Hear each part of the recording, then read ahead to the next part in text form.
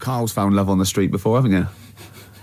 How's it going with your bird, Carl? Are you married? No. How long have you been out with her? Going out with her? 7 years. Because, I mean, you're quite a simple man. Yeah. You're sort of a simple in a nice way. ways. I mean, yeah, you're like Helen sense. from Big Brother. Yeah, you're sort of nice enough, but I look normal. Well, yeah, you sort of do. But you could be one of those that just suddenly go mental with a pen. Yeah, do you know just what I mean? stab people through the eyes. Yeah, you sort of look normal. But if I wouldn't really want to wind you up to a point of frenzy. How did you meet your girlfriend? Through work. What, through her work? What, you phoned up and said... We worked at the same place. Oh, you're right. Yeah. You're quite an enigma, aren't you? Could you give us more on that? At work. You met her at work. What, she came in selling sandwiches? She was going through the bins outside. What do you mean you met her at Why work? are you having an attack on me? You're the one who's sad and lonely.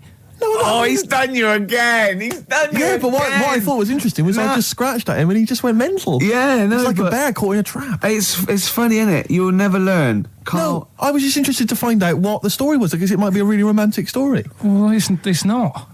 All right, jeez. I love the fact he doesn't want to talk about his love affair. I was thinking about you in the week, and like, does it worry you? I mean, you sort of joke about it now, and we're talking about it in the office, you know, like, oh, is Steve really touchy about the way he looks? And, Oh, what's this? Where's that come from? He's done it again. He's done you again. I was walking home the other night, and I was thinking about it. And do you worry that when you're old, you will be on your own? You did start it though, didn't you? Well, Carl, I'm glad you brought this up. because I mean, for me, you know, a lightweight, frothy entertainment show on XFM on a Saturday afternoon is exactly the place where I want to discuss the desperate, lonely future that's inevitably coming my way. Oh, God. I'll tell you what will cheer you up and forget all that. A bit of Embrace. Oh, one of the most hated bands. There's only one bird that has a penis. It's not a joke. It's not a joke. This is a genuine trivia question. I'd say... I think I've seen one on this. Is it an ostrich? Right, you're going for ostrich, Carl? I'll go for ostrich as well. Right. Did you come up with that yourself? Or? Yeah, I was going to say that before you said it. Well, guys, you went for ostrich. Chicken? You're both wrong. It's actually the swan. The large chicken. Yeah. What? That's a bit worrying then, because I thought I saw an ostrich penis, so what was I looking at? I don't know, were you just examining it closely at the zoo? What were you? I just... It was probably a strap-on. It was probably two leather ostriches giving each other one. Exactly. And that's how that can influence people. Things like that. Dirty, filthy leather ostriches can confuse a child if he's at the zoo and he doesn't know. A swan's got... That's really annoying. I'd never give a swan a knob. So it's the little puffiest of all birds, isn't it? Yeah. Oh, I'm protected by the queen. But I need a knob. If I had to give a knob to any bird, Good question. I wish I'd posed that myself. If you could give a knob to any bird, what would it be? Phone in. Vulture.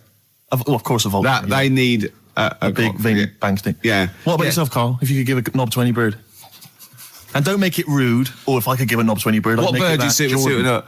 It's got to be a bird of prey or something like that, hasn't it? Cool.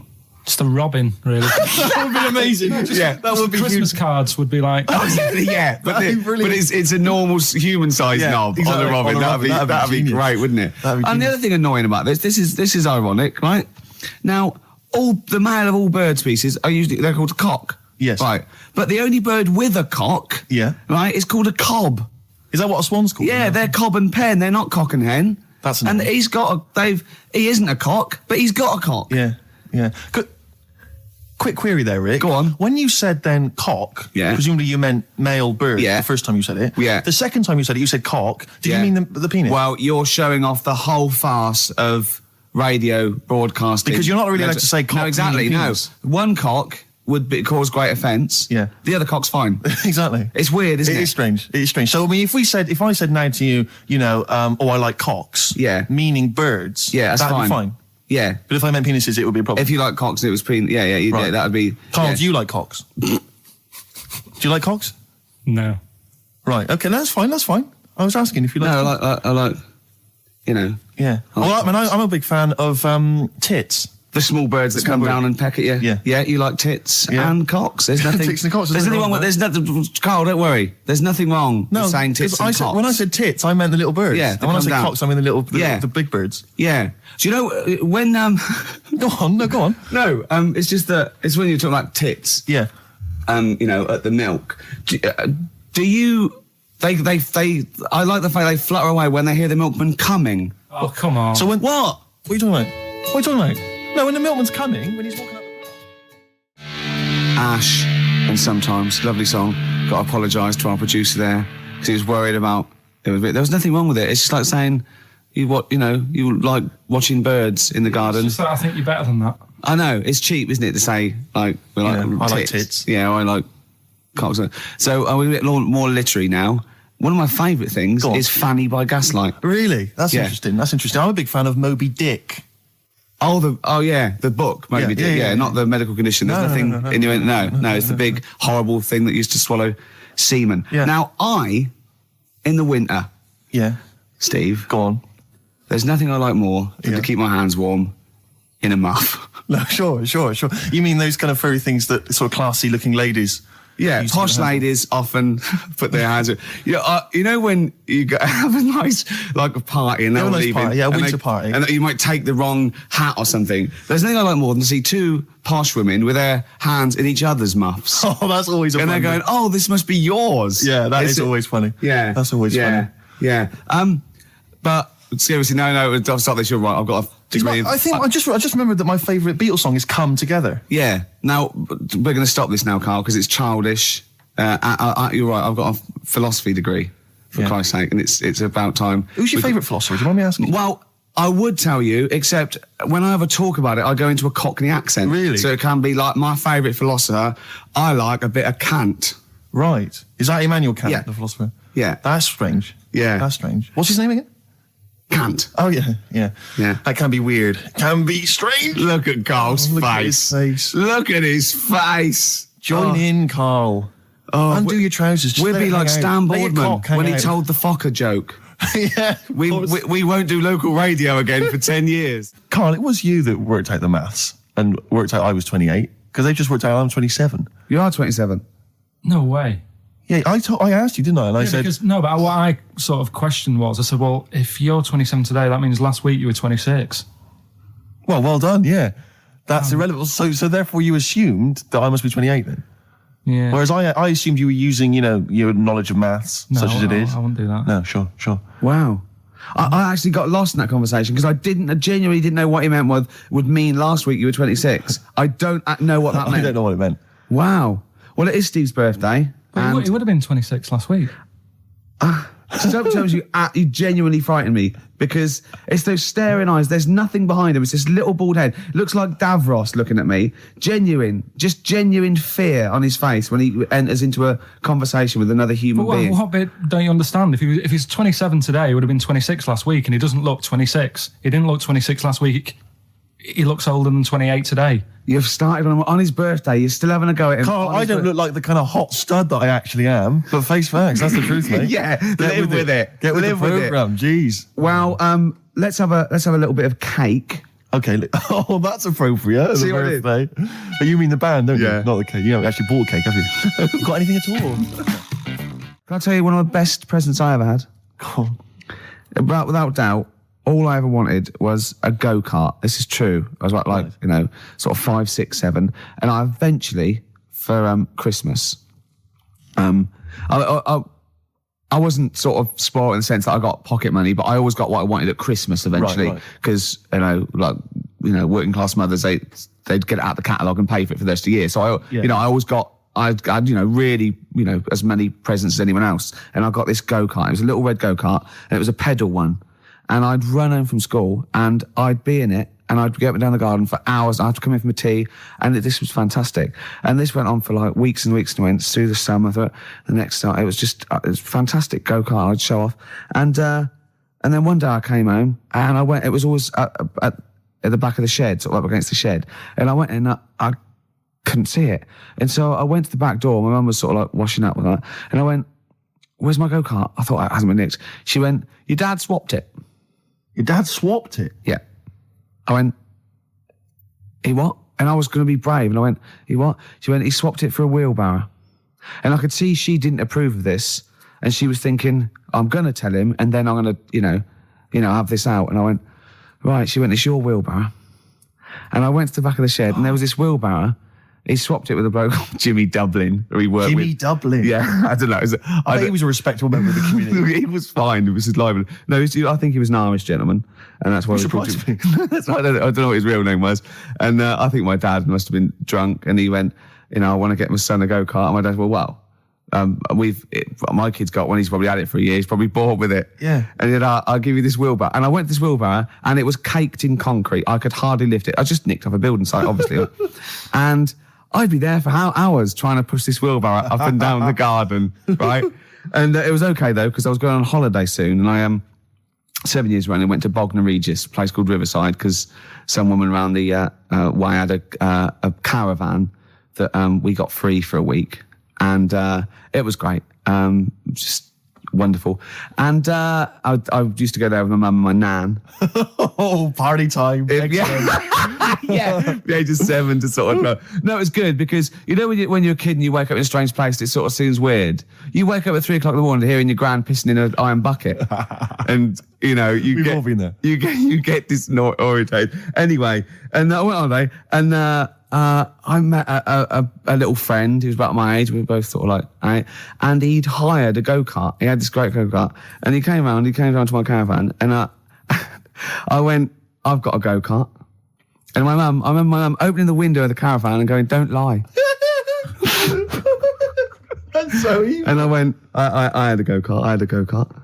Wow. Yeah. Did you ever talk to your father about the fact you swapped it? No. You never mentioned it to him? No. You still got that wheelbarrow? I think so. I've grown into it. Yeah. Yeah, I can nearly lift it now. Yeah. And now I'm just too old to run up and down the garden with it. Now you get one of your several gardeners who use it all the time. Wow. Oh, dear. Like when you're born, you're a little baby, wrinkly and stuff. When you get older, you sort of morph into a baby again. And you go through the same phases. So when you're young, you buy singles. You get old, you got nothing to do all day. You got all your pension money. What will I buy? Cliff Richard's on the telly. Here's my video, buy me song. You see, that started off as quite a sensible point, because I actually think they do it. But what was all that alien stuff about when you're born, you go wrinkly and you go wrinkly again? So sometimes you mix like normal things that human beings say with I don't know what. Well, look, when you're a baby, you've got a little bald head, no teeth. You get old. What happens? Are you a philosopher? You're an official philosopher. Because, it sounds like it. Oh, Carl, play a record. You're a gem. You're a diamond. I used to sell mackerel. Did you? Yeah, I had a pet magpie. Did you? Called Maggie. Inventive. Pet magpie? You mean you captured it and didn't let it go away? Yeah. Can't have a pet magpie. But then it got really vicious. Well, it was right. It let me go. What do you keep it in, a rabbit hutch? No, it flew around, but it used to just come to me all the time. But then it started pecking my head and stuff. That's not a pet magpie. That's a bird in the garden. No, but I could actually, I could hold it and stuff. It wasn't scared of me, and it knew it was me. It used to come down from the top. It hated you. That's why it wanted to peck you. Is that? And the other thing, I always remember being younger and walking through the woods to school with my mum, and I was chasing a butterfly, and she said, "Oh, don't do that, Carl." And I said, "Why?" She said, "Because they only live a day." I said, "Oh, all right, I'll get a dead one in the morning." That's genius. That's great. That's quick thinking, isn't it? Oh, that's sweet. Let's play a song. Wu-Tang Clan and Gravel Pit. We love that, don't we? I love it, yeah. Yeah, brilliant. Classic track. We're talking about embarrassing stories and stuff, and I don't know if I've told this on the radio before. Have I told you, Carl? I'm not sure. But this was when I was working at the BBC. This is not even long ago, and I'd moved to London, and I was fairly new in London. And I was working at the BBC, and I had this BBC hire car, and I've never told it. If there's anyone listening who works for the BBC, I don't know if I can still get in trouble for it. But this BBC hire car, and it was like I'd been ferrying kind of actors and people and production people around all day in this car. And I was driving back, it was quite late, it was about sort of 7 or 8, and I was driving back, and I pulled in to get some petrol to fill up the car every day. And I went into this garage to fill up some petrol, and I was there, and two blokes came in a white van, right? They pulled into the forecourt, and I was filling up the car, and they went, "Hey, do you want to buy a couple of speakers?" And I said, Yes, I do. Yeah. Because, to tell you the reason, it was like I was so flattered that they thought I'd be the kind of bloke who would, A, need some kind of classy speakers, and B, would like to buy them on the sly. Do you know what I mean? Yeah. I thought, they like the They've seen me. They've seen I look a bit of a hustler. Exactly. Yeah. I'm a street sort of guy. You can see by the way I use my walk. Exactly. Yeah. So I couldn't believe my luck. So they drove behind the garage, the little sort of garage bit at the back, and I went round there, sort of casually went round there, sort of locked the car, went round there. They went, open the back. You had 2 speakers in there. I said, are you sure these aren't knocked off, mate? He went, no. We work for Dixon's. This is a story he spun me. We work for Dixon's, right? And we're delivery men. And if we make a delivery and the person's not there to sign for the goods, then we have to bring them back to the warehouse. But if we can sell them on the way back, then that's really good for Dixon's. Dixon's must love that. And instead of thinking, are you sure some kind of troubleshooter did someone going to go into Dixon's and go, you're not getting in the garage forecourt market? Jones. Exactly. Get a couple of lads in a white van. Exactly. Yeah. So anyway, I sort of bought this story, and I was a little bit dubious, and I went, right, let me hear them then. And he wired them up to the car stereo, and boom, boom, boom, they're playing. So it was some groovy hip-hop. I was thinking, great, these guys know what I'm into. Yeah. And he's giving me the talk and stuff. And I said, I'm a bit worried these are knocked off. He went, no, listen, we got a bloke at Dixon's who can confirm this is fine, right? Phone him up, use my mobile, right? And quote this reference number, right? So I phone out, and I goes, I go, hi, some guys here in a garage forecourt trying to sell me some speakers. Just wanted to check. He went, it's fine. I went, should I just read the reference number or whatever? He went, if you want. And X14, and I went, yeah, it's fine. Yeah. Okay. You know that was, don't you? That was actually Mr. Dixon himself. Exactly. Yeah. Exactly. So I'm thinking, well, they sound great. They're giving me for a knockdown price. I'd say they were like 400 quid. They were like 200 quid or something. It was a good bargain. I was in the market for some speakers as well. Yeah. So while they were loading them in... It's all kosher. I phoned Dixon. Exactly. I phoned Dixon. That's fine. Yeah. So while they're loading them in the back of the BBC hire car, right, I'm in there paying for the petrol, right, and the guy serving goes, all right. He goes, what were you doing around the back with those blokes? Right? Because obviously there's security cameras filming this whole transaction, right? And he goes, what are you doing around the back? And I went, there's some old mates. Some of my mates were just having a chat and that. He went, oh, right, okay, like giving me obviously the evil eye. So I went back to the van. So I'm in the car now and I'm driving with one of the blokes who's in the van with me because I didn't have the money on me. So I had to go to the cash point to get the cash, right? So I'm driving with him and the other guy's following me in the van and he was like a northerner like you and he was giving it all all right, I'd say my girlfriend's a DJ, she's got some of these speakers, they're fantastic, and he's giving me this. And then my mind starts working. Now that I've got a bit of time to think, I'm thinking, wait a minute, this all sounds a bit dodgy. Yeah. It dawned on me, Rick. You're streetwise. Exactly. You're streetwise, Steve. Not only that, I was thinking, how am I going to get them home? I've got to drop the car off at the BBC. How am I going to get these huge speakers back to where I live? And how can I pay for them? Because I've just spent £100 on Find the Lady with a couple of blokes in the square. It seemed like a fair game. Some of his friends were winning. But so I explained to him, I said, I can't get them back to like Brixton where I was living at the time. He went, don't worry, give us an extra 20 quid, we'll take them home for you. Oh, that's good. Delivery. They do a whole service, you see. And there's also a backup guarantee. Did they have the guarantee, the 3-month guarantee? They didn't. No. But I said, I'm not sure about that. He went, well, why don't you put them in a cab, send them back, and your housemates can collect it? I was like, oh, no, there'd be no one in. And I was beginning to sort of get a bit conscious of like, maybe this was a bit of a scam after all. So I pulled into like a little side road. I said, I'm not sure I'm into this now, actually. He went, what are you talking about? It's 200 quid for a pair of speakers. It's a bargain. You never get a bargain like this, mate. I'm going, not too sure, actually. I don't think I want them. He went, 150 quid, mate. 150 quid. I went, no, he's 100 quid now to you. And I'm thinking, wait a minute, this doesn't sound like the kind of work that Dixon's would be doing. Dixon's don't do that when I go in. This is it. Dixon's never negotiate in that way. When I go there, look around and I leave, they go, where are you going? Exactly. I go, no, we'll have anything then. Have anything for a So quid. I stopped the car and the white van pulled up behind me with his mates in. Sure. And I said, can you get them out? I'm not interested. And he went, 100 quid, mate. And he was just going, you tosser, you obviously want some speakers. And he was having a go at me. So I was carrying the speakers out and putting them back in the white van. And he was just shouting at me because he was going, 70 quid. I was like, 70 quid from 200? This is ludicrous. You realise that wasn't Dixon's policy then. Exactly. They don't usually shout you tosser as you leave you leave the shop and walk down Camden High Street. They're not usually shouting you tosser. You should have took the offer of like the monthly payments they've got on at the moment. So eventually I put them in there and I sort of knocked the deal on the head and I got back in my car and they were in theirs and I just looked in the rearview mirror and they were punching the dashboard like with aggression and venom, like we let that deal slip through our fingers. And I've never been so terrified in my life. I just sat there and I was just thinking, oh my God, all I was thinking now is what if I go back to the BBC and they go, we've had a call from the police, the man at the garage, he saw you doing a dodgy deal. I love it. Yeah. Well, what you do is you put the hire car in a drain in your front garden and then go in and out of the toilet, just pouring bleach down or Ajax and then never know. What sort? No. The Pope. Yeah. What semi-precious... Sorry, Mrs. Robinson, we're going to have to let you go. Yeah. Go on. You are the weakest link, Carl. Goodbye. Yeah, go on. The Pope. Yeah, the Pope. Yeah, we've got the Pope. Yeah, that's not strictly a question. He wears a... He wears a dustman's hat. He wears blimey trousers. Yeah. Does he live in a council flat? Yeah, he lives in a council flat. He wears a semi-precious stone. What's the stone? The Pope wears a semi-precious stone. What is the stone? You mean, what is it called? Yeah. What is it called? What, is it got like a kind of papal name? I think it's like, is it a 18-carat one? So we got to try and get the carrot yeah. of the Pope's big diamond. He calls it Dennis. He calls it Dennis the Stone. Do they want the type of gem it is? Like, or is there some kind of papal name for it? Or do they want it like the Rosetta Stone? Or I don't know. I can't actually. Play a record. Play 2 record. Let's stop. Where's your head at? Basement Jacks. Right, okay, let's get this right. Have we knocked this on the head then? It's just not happening. Oh, here he is. Look. Here he is. Come in. How have you... Oh, God. I don't believe that. Oh, that's pathetic. I do not believe that. That's absolutely pathetic. Now, they won't believe this, will they? No. Right, if I say that Jonathan Ross just got his massive member out, and he is a big lad...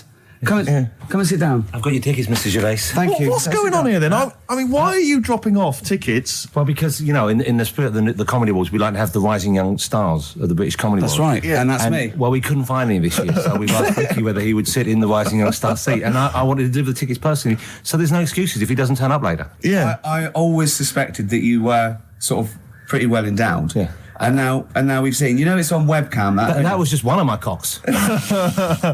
That's the one you're wearing today. That, didn't we? Don't say that. No, This is meant to be the happening young station. What's going on? No, you can't say stuff like that. You can't. Just careful what you say. Look after Judy and Clary. Take the wilderness, and he comes back in a person. 10 years of the wilderness. Happened to you. That's Jesus you're thinking of, isn't it? Just because you're on everything at the moment. I walked in here, and I came in here, and I thought, this is the young happening place, and what do I see in here? 3 old men sitting What are you talking about? I'm only 28, 27. You're wrecked. You all look wrecked. Well, that's because we're always partying. I was looking for some youngsters. Where's the youngsters? I wanted to see some tight leather pants. I wanted to see some foxy chicks hanging on you every word. What is it? It's a bunch of old blokes and a bloke up there washing up in a sink.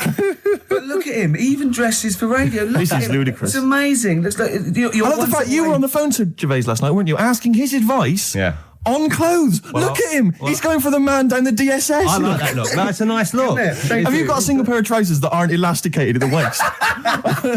They're maternity jeans, aren't they? They've got a whole panel that pushes forward. The thing is, what I do, at the end of the week, I can pop these in a pan and I can make a nice soup with all the food that's encrusted in them. At his years as a homeless coming to the fore there. Look at you, one step away from Lawrence Llewellyn Bowen. I'd like to be that bit closer. But why are you dropping off tickets? Are you a little bit... Because I thought you were married and stuff. Why do you suddenly got this obsession with Gervais? Because I'm a bit rough, ain't I?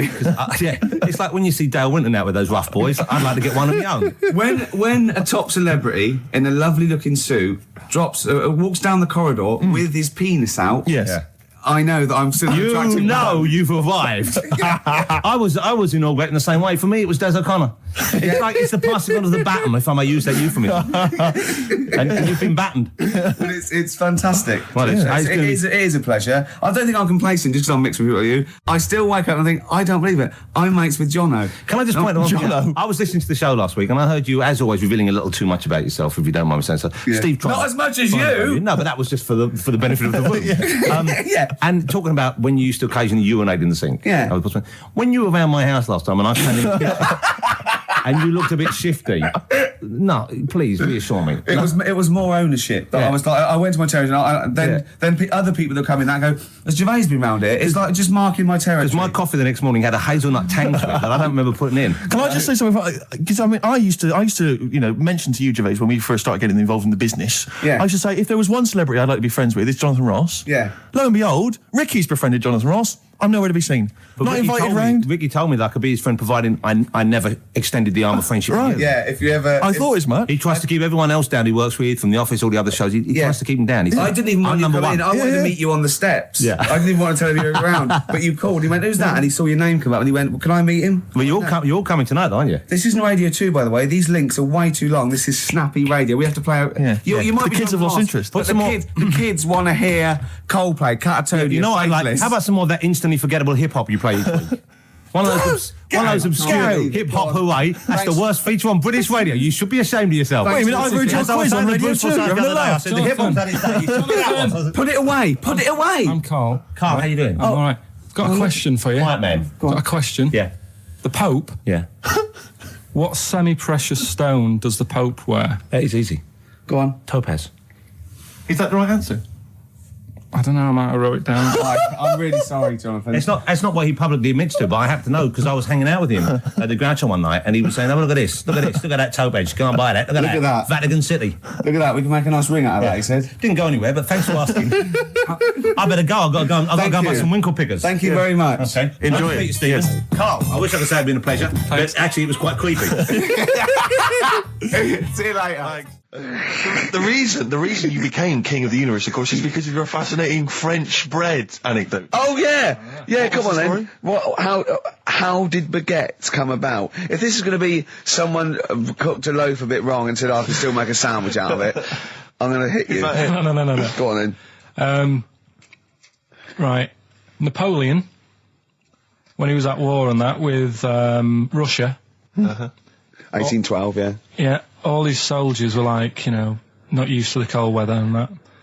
So they said, take some clothes in your bag with you because it's going to be nippy out there. So they put all the clothes in the bag. Sure. They were told, it's Napoleon, for Christ's sake. No room for any food. You're joking. So couldn't they make some sort of like sandwich?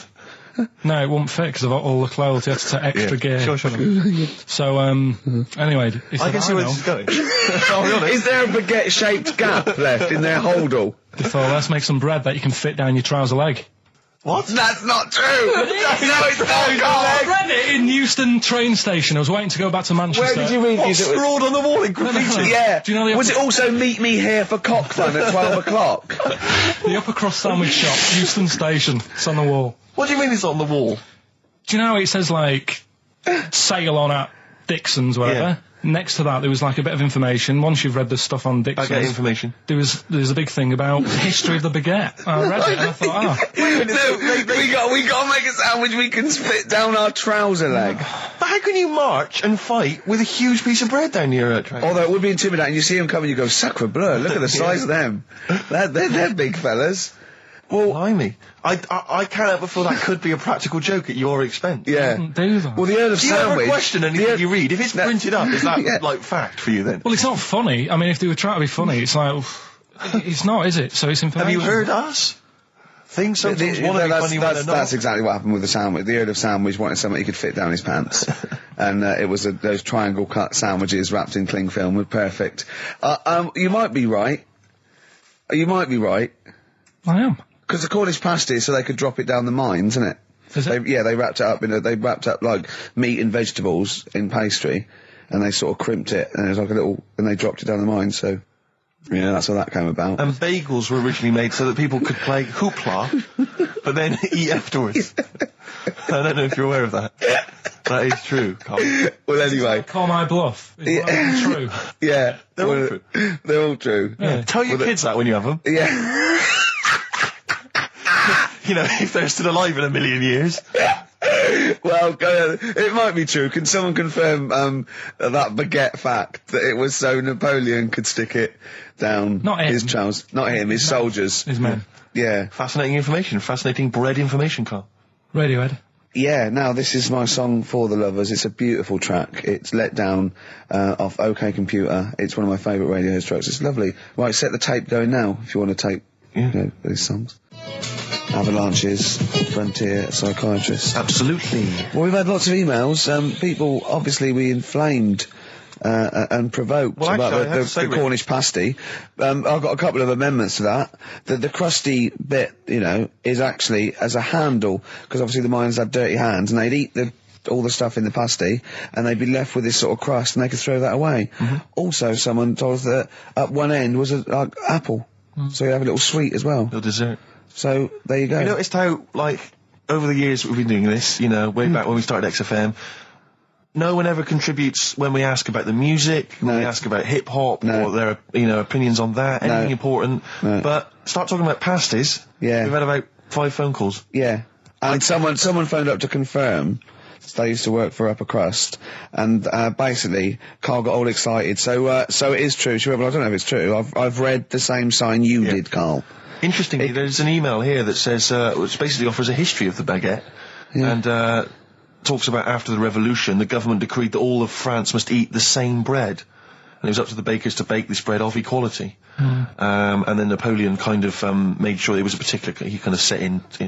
Obviously on the bread you can eat anything you find in the garden, frogs, snails, bits of horse, but squid. The interesting thing is, Rick, that there's no mention of sticking it down your trousers whilst going to war. The French have tried to keep that secret for over 100 years, It was only Steve. the upper crust people. Nearly 200 years, that is a top secret. Somehow Euston Station Upper Crust got hold of a document, left behind in an old sea chest, possibly Napoleon's, could have been Josephine's. Unfortunately, jotted it down. He's kicking himself now. Oh, Secretary, I cannot believe I left a note. If he talked like that. He did. He did that. Yeah, he talked English, but in a very funny French accent. Do you remember, there was one thing that, talking about funny French accents, you remember Allo Allo? Yeah. Remember, it was on about 5 o'clock in the afternoon, but they still meant, because it was a funny Frenchman, it was that English guy who was posing as a French police officer. It's very complicated. He would often walk by, and I remember there was one where he said,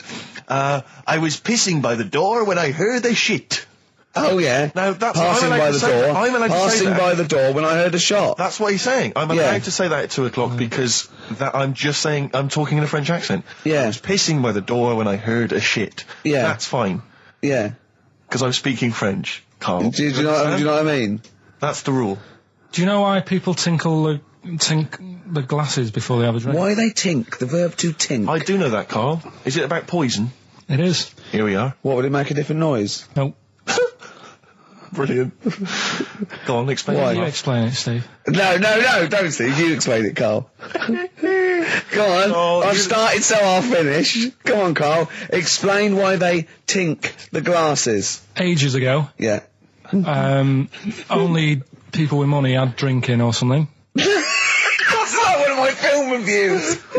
Years ago. Welcome to History Now. Now, ages ago, only people with money had drinking or something. Keep going, Carl. Keep going. Like spirit and stuff. So they'd it's like businessmen. It's easy for you to say. This is getting to be cruel, isn't it? This is amazing. Yeah, go on. Why did you open your mouth, Carl? What were you hoping was the best that could happen? Because you were trying to make me look stupid before with the planet, so I'm... Whereas you know...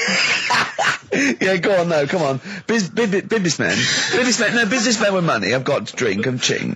Okay, so then with all the drinks... So they'd nip round to have a chat about whatever they're earning money with. And they'd say, right, do you want a drink then? And they'd go, oh, yeah, that'd be all right. Yeah. So rather than, like, just pouring it out of a bottle into a glass and saying, there you go, it could be going, hang on a minute, it could be poisoning me here and trying to, like, nick my business idea. Yeah. So what they'd do, it sort of pour a bit of his drink into the other person's glass and you get that tink noise. And that's like cheers, you know. No, Carl, I just have a slight amendment there. I think what it was you're absolutely right that they would then test each other's drinks to show that it wasn't poison. But over the years, that was reduced to just chinking the glasses by way of saying, let's not actually bother going through the whole rigmarole. They just did the chinking of the glasses. Yeah, I thought. Yeah, that's good. It was exhausting though, wasn't it? I know. Was it worth it, do you think? Well, I like that, because people carry that with them now. When they do that, they'll think, oh, that bloke's definitely not trying to poison me. Yeah. So the horrible thing is that now, when I do the glasses, I can laugh and go, they don't know I've poisoned them. Exactly. You should always do the pouring back and forth. It's a shortcut, it's a slippery slope. You know, just be careful. You were going to tell us a little story about Just a Volvo passed my estate? test. Yeah. My parents had a big Volvo estate, and there's quite a big car to drive. My parents didn't have a car. But I know you don't drive cars, Rick, but it's got a big car to drive if you just passed your test. It's safe though, isn't it? It is very safe, that was the thing. Yeah. And I come from the West Country, obviously, there's quite a lot of windy lanes. No, you're joking, do you? They have cars there. Oh, here he comes. Blimey, Carl. Learned on a tractor, automatic it was. Do you want me to tell it or not? Oh! Don't give up the accent! Oh no, I'm not worried. Oh, go on. Go on. So I went to this party. You never got him being from the north. Not when he's telling an anecdote. He's never told an anecdote. Oh yeah, fair point. Yeah, go on. So I went to a party and I was quite excited because I had the car, I had the motor, and there was a chick heading down to the party that I was like, you know, I had my eye on. And I thought, you know, now I've got a car and going to the party, it's going to be amazing, right? And various friends had said, like, can we get a lift? I thought, yeah, groovy. I'll pick up the chick as well, who's a friend of a friend. So cruising down to the party in the motor, you know, the Volvo estate, and there's nothing sexier than that. You know, slipping a little bit of Billy Joel on the stereo or whatever. Something classic. Exactly. And maybe it was Billy Ocean. I think maybe it was quite a Billy. Maybe it was thing. Get out of my dreams, get into my car. Ideally. Yeah. So I get to the party, and inevitably it was one of those house parties where the chick that I had my eye on, she kind of was chatting to other guys, and she wasn't really paying attention to me, and I was sort of... Found out to get, was she again?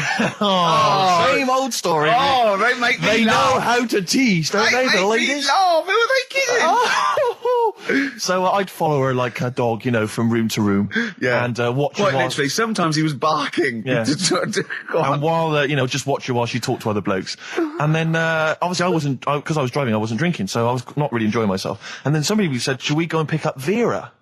And I thought, right, okay. And they went, Steve's got a car, let's all leap in there, we'll go pick up Vera. And this girl was like up for it as well, so I thought, brilliant, you know, I'll be back in the car with her, you know, away from all these lads. One guy she had her eye on, he came as well, I was a little bit annoyed. Yeah. But anyway, he was in the car, so I'm driving down these country lanes, just driving along, and they're directing me, they're saying, go left here, go right. And then suddenly we stop, and one of them goes, just drive into that field, this pitch black field, right? And I'm sort of, well, it is my parents' car. Just drive in the field, Steve. I'm thinking, well, I don't want to, like, not seem like I'm a hard, cool, crazy kind of guy, because the chick's in the car. So drove the car into the field. They all leapt out, started running off into the darkness, shouting, Vera, Vera, Vera, where are you? So I'm just sort of sat there in the car waiting. Wasn't Vera Lynn, was it? Because she likes to hide in fields. Bizarrely, it wasn't. Right. It was just, I was just left in the car on my own with Billy Ocean. And suddenly, out of the darkness, they come back holding a Vietnamese pot-bellied pig that they had stole from a nearby farm. And they knew that the pig was called Vera, because someone knew the farmer or something. Anyway, so they got this pig, so now they're going, I'll put the pig in the back of the car, we'll take it back to the party, it'll be hilarious. I'm thinking, well, you know, I'm not sure I want a pig and all its, you know, piggy crap in the car, right, crammed in there. But they say, yeah, so obviously I'm thinking again, I don't want to look like I'm, you know, a nerd. You know, I'm terrified of that, Rick, ever happened. Yeah. So, So you go, hey, bring the pig into the car. Exactly. I'm no nerd. Exactly. Yeah, go on. So now we drive off again. I got this pig kind of squeaking in the back of the car. And, they say, stop again. Let's do some cow tipping. And they do that old thing, you know, about the fact because cows sleep standing up, don't they? So you can push a cow over and stuff. Yeah. So they're having a wild time, hilarious. So this time, now we get to a sort of dead end in the road. And, they say, well, turn around, let's go back to the party. And I'm thinking, fine. Try and do a 3-point turn in this very narrow country lane, right? Get the Volvo estate wedged horizontally across the road. Can't get it out. Just can't seem to sort it out. I don't know what. I'm panicking because there's a pig in the car, right? And, local disgruntled farmers, right? People drunk, partying, probably off their head on some kind of weed. Rick. Was it loads of blokes with, like, pitchforks and flaming torches Exactly. going, burn him. He's playing with our pig. Exactly that. And so that, do you know, I was so terrified that all I could think was they're going to have to send a helicopter to lower a magnet onto the top of the car to lift the car up and put it the right way around. You used to read a lot of comics, didn't you? Yeah. So, do you know what I started doing? What? Crying. Did you really? Yeah. Why? Just started crying, just very slightly, started getting upset. And the other guy that the girl fancied, he had to get into the driving seat and sort it out for me by slowly edging forward and backwards. That's the worst bit of the whole story. Yeah, edging slowly back and forwards. He just sorted it out, just slowly worked the car back round, and then we were off. You were just gently weeping. Just gently weeping in the back. The bloke had just taken the bird that you saw from a distance. Exactly. That was basically your wife in your head by then. Oh, yes. Was it? I can't We were believe it. happily married with a pig for a child. Don't joke, that could happen. I know. The pigs come, if you like. Sorry? What did you say? What did you say? What did you say? When you do what, Carl? What? What did you say? No, what did you say? Because I don't want to have to go to the radio authority again. What did you say then? Just remember. We are going out live, Carl. Yeah, remember Tom Binns, right? What did you say? What I'm saying is, why were they shouting Vera? Because pigs don't come to the name, do they? Hey? I don't know the ins and outs of pig, you know, how to lure a pig into your trap. Can I just tell you some very, very interesting things about pigs? Please do. Right. One, everyone knows they have a corkscrew-shaped penis, right? A corkscrew-shaped penis. That's the tail, isn't it? Two, they can't look up. They can't put their head back and look up, right? Three, they can have a 30-minute orgasm. Rick, is it only pigs that have got a corkscrew-shaped penis? No, and landlords. Okay. Very handy. Right. Here's one for you. Go on. Like insect facts and stuff. Go on. If a man was a flea... You could jump over St Paul's Cathedral. No. What? Wrong. It's gone up now. It's... The big wheel. The big wheel. It's the Millennium gone up Wheel. now. It's gone up now. Play a record. You're the best. I just wish we could maybe tape the bits we're not on air, just because that's when Karl comes into his own. Yeah. He just said to me, I don't know what I was doing, I was sort of like pottering around, dancing around, doing something annoying probably, and he just looked at me, I looked around, he was looking at me, and I looked back, and he went, have you ever used a Y-front properly? Genius. It's a great question, because the answer is definitely no. Definitely no. Does anyone use their Y-front properly? And by that, I mean, get your winky out of the little sort of slot provided, as opposed to like put it to one side or pull them down or whatever. Has anyone used a Y-front properly? I don't think I've ever done it. I don't think I've ever done it. I've never seen anyone in a toilet doing it, Rick. You should be looking. I wish I hadn't said that. I caught you. Really? Yeah. That's actually how you prove people are gay. Yeah. Get them into this conversation. Yeah. It's a trap. Yeah, it's a trap. It was the trap. Yeah. I'm not that gay, was by the the, way. Yeah. You didn't prove I was gay. I double bluffed you. As I knew the old gay trick. I thought it was the old gay lord say no thing. That is another method. Yeah, there's innumerable methods of doing it. That's how Oscar Wilde was caught. Yeah. Yeah. What happened there? Well, the judge went to him, did you see that film last night? Gaylord Say No, and he went, no, and they went, take him away. Yeah. Take him down to the cells. Yeah, take him to Reading. It is true. That is true. It originated in America. Yeah. So many of these things do. It's a brilliant point, Karl. I'd like to hear from anyone listening who's, and I mean, well, they'll just lie, wouldn't they, I suppose? Yeah. I don't even use sort of flies. No. Usually. I sort of pull my Y-front, my sort of tracksuit. So that's why I wear sort of like elasticated waistbands all the time. Exactly. Just sort Speed. of like... Yeah. You got to get in there with the minimum of effort. Yeah, and out. Sure. Often I won't shake. No, no. To my detriment, because it often leaks out a little bit later, doesn't it? Ever been out on a date with a girl where it's just trickled down your leg and you wish it hadn't, and you're thinking, what if she gets my trousers off later? She might smell or see it. What? What? I don't know. I don't know what I said there. Right. Rick, I had for Christmas something which I think might excite you and interest you, because I know you're obsessed and interested by facts. Yeah. Don't fiddle with the microphone. Well, I was just looking at what it was underneath it. So this is a book, it's just facts and trivia. It's edited by Sir Isaac Asimov, who I think's dead. So I don't know when my parents bought this book. I assume it's sort of from a second-hand shop or something. Right. It's quite long, but I got it for Christmas. I keep meaning to bring it in, because generally the facts are quite sensible in here. And I like to think if Isaac's been involved, they're probably substantiated. It's not like kind of just this nonsense on the web. I think that this is probably... Or up in Greg's The Baker's that Karl gets most of his facts from. The ancient Egyptians trained baboons to wait on tables. Karl, fascinated. Brilliant. That's fantastic. What my point about that is, why did they stop? Yeah. It's a genius idea. Would you not want to go to a restaurant where they have baboons serving? No, I'll tell you what happened. It might have been like the Planet of the Apes, and they sort of rebelled. One of them could talk. One of them could take his order.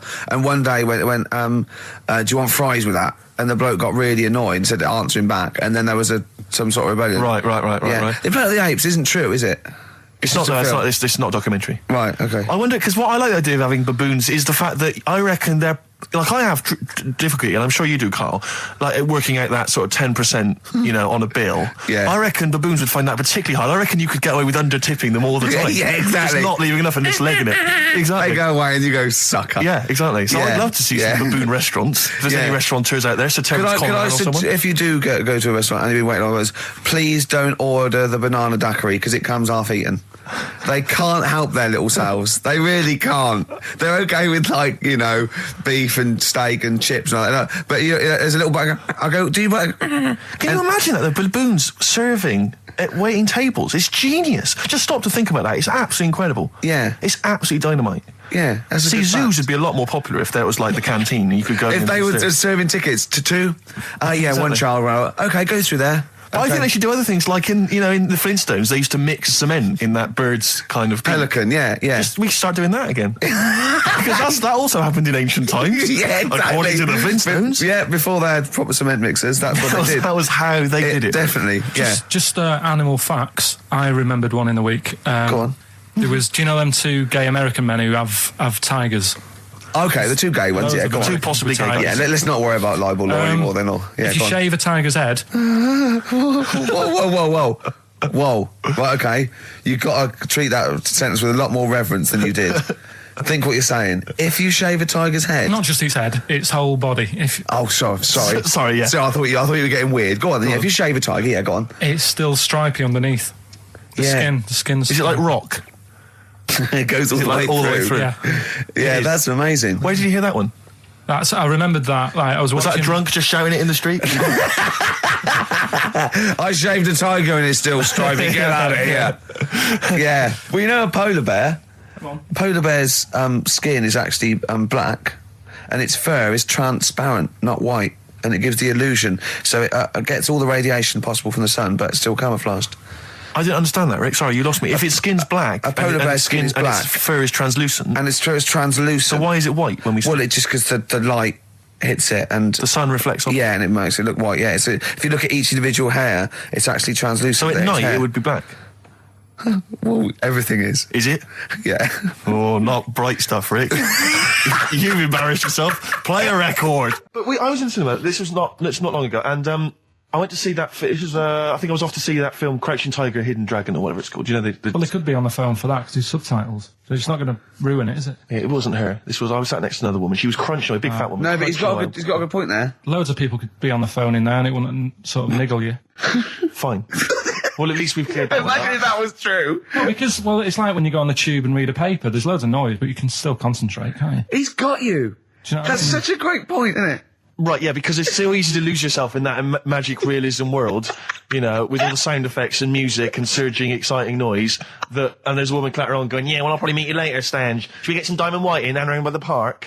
Yeah. Switch off. I do it. Yeah, but we know what you're like, Carl. Yeah, you can switch off, Carl. It's like you can turn your ears off.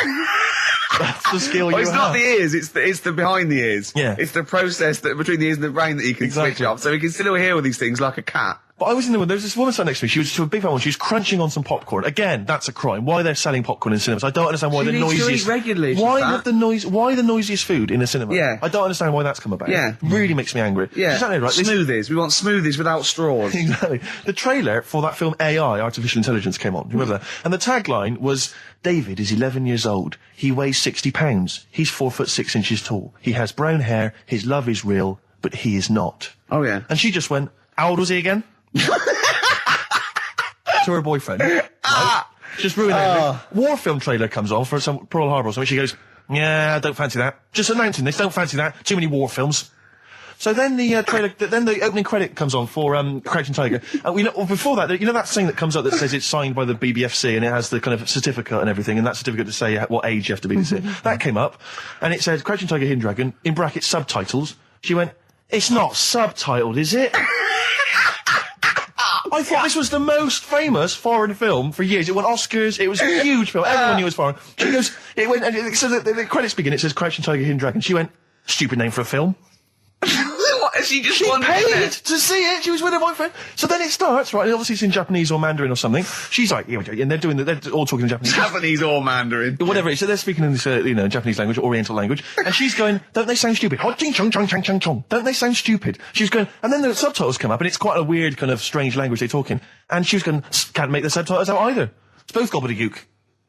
Just wittering on every step of the film. I totally agree with you, but what I like in your telling of it, I know you're getting quite emotional. I'm genuinely livid. But she went Mandarin or Japanese, some Oriental language. And well, I don't know what else. It's a strange language.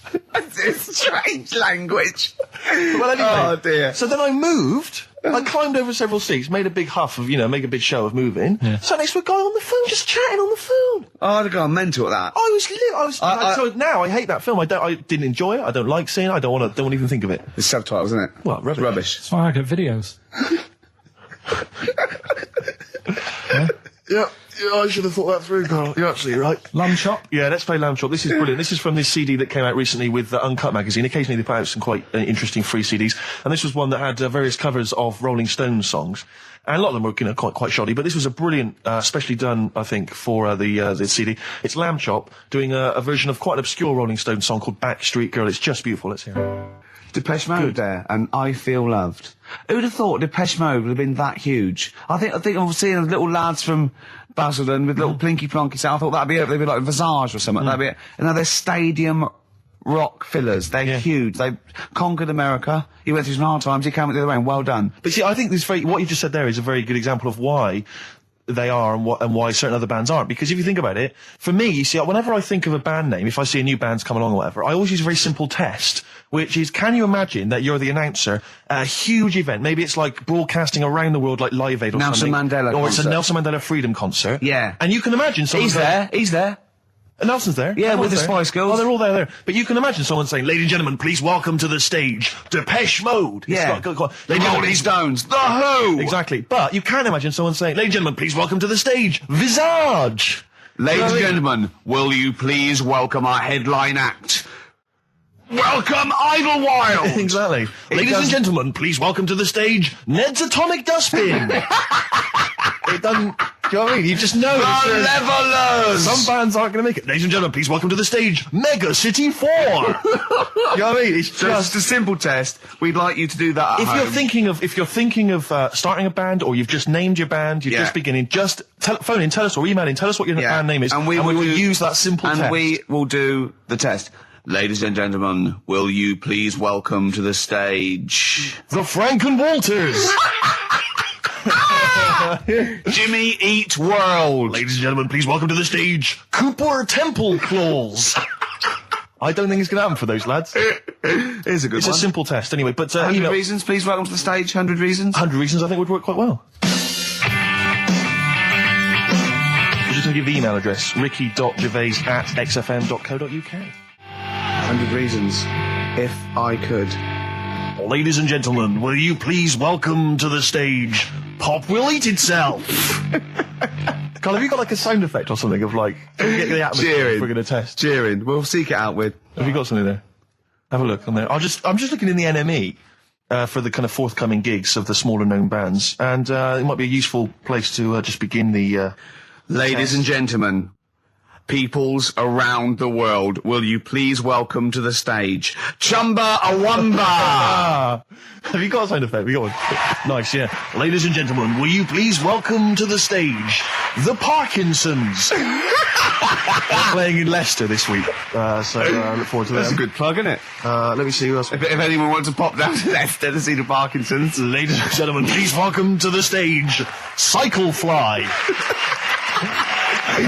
Okay. Oh, there's a genuine one here. This is someone. Simon's emailed, and he says, "Will you just test this name for us?" Okay, Carl, if you can. There you go. Ladies and gentlemen, will you please welcome to the stage, Coach? Not utterly convinced. No, it's not too bad. It's not. I'm worried about the sound effect. We start to sound like Chris Moyles or something. Well, he's a top broadcaster. Everyone loves him. Losing weight as well. He is hilarious. funny man. Just there's one more coming here. I'll just check this one. Ladies and gentlemen, will you please welcome, this is Chris in Oxford, ladies and gentlemen, please welcome, Meanwhile Back in Communist Russia. Is that a band? I assume so. I assume it's his band. Yeah. Steve, I will play great old tunes to the cows come home. We got to give them a little bit of Dandy Warhols and Air and Athlete. I know that, and they're great, they're good, right? But, I wanted to play a Cat Stevens song, but I thought I'd better not, because I've, play that a little bit. And we quite like resurrecting old reputations, don't we? People like Elton John who had bad faces, or David Bowie. People whose names now are largely laughed at in the serious rock circles. Or that people might not have considered. I thought Cat Stevens, Rod Stewart, I thought. Was he Rod Stewart? Many people now are thinking of the leopard hot pants and the ludicrous hair. I think I'm sexy and all those sort of awful stadium sort of disco things, but he wrote beautiful tracks from Maggie May and I thought, hold on, two birds with one stone. What about a Rod Stewart song written by Cat Stevens? Wow. Is there such a thing? The first cut is the deepest. Let's hear it, Rick. On this album as well is The Killing of George. Georgie Part 1 and 2, remember? About the gay bloke. Georgie Boy was gay, I guess. His favourite song. Carl's favourite song, right?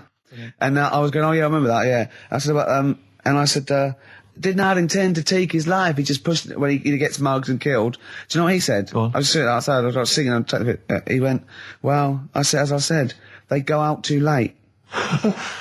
They go out too late? He meant gay people go out too late.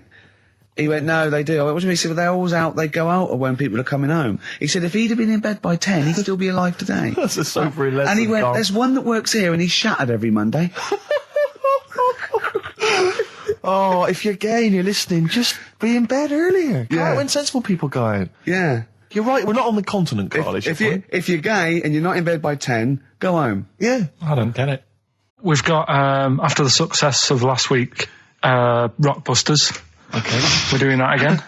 Sorry, were you on the same show as us? I thought it went all right last week. Yeah, okay. good. Right, so we'll be doing that. Got some nice prizes, which... what prize? What arbitrary films have you got? Have you got? Don't tell them yet. Don't tell them. I'll tell you what. If it's Children of the Corn 2, then can I enter this competition? There you go. No. What is that? He's got some different prizes. Maybe I should just tease the audience with those a bit later, Rick, because there's some exciting stuff there. It's going to be amazing. Yeah. Right, so I don't want to give too much away, Rick, but one of them is a copy of The Office on DVD. Is anything like maybe Burt Reynolds' straight-to-video film? Are there any of those in Sadly, there? nothing quite as classy. Fist. Yeah. Right, so we've got that lot to give away. Yeah. No, it's a great feature. I just think you need to be a little bit more careful about what you consider to be education. Funny. I fell over. All right, well, We'll work on it next week. Play a tune and... What have you got for us? Because we've got a big competition. Come on, do the competition. We've only got 25 Yeah, well, come on, Don't then, worry quick, about then. it, Carl. Do Play a something, tune. play We'll a come back with tune. Rockbusters. What are we playing? Let's play a bit of Tupac. Oh, that's what I'm coming out to, isn't it? Yeah, Fight. exactly. Yeah. Imagine it. Whack it up, whack it up. Tupac, California Love. Yeah. And that's the big tune that Ricky will be coming out to when he has his celebrity boxing match. Yeah. We're all looking forward to that, Rick. Yeah. Competition time, Carl? Oh, Carl's looking forward to this. He's just getting all stressed about his half hour. Like Pete. Oh, go on. No, it's just, we should have done this a lot earlier. Why? It keeps them hooked in. Right, if you haven't heard the game before, I'll give you some initials, bit of a cryptic clue, and those initials and the cryptic clue makes up some band. Might not be an XFM band, but it's a band or a pop group or an artist or something. Yeah. It's on What's email. the feature called, though? What's the feature It's called? called Rockbusters. Rockbusters, yeah? Really?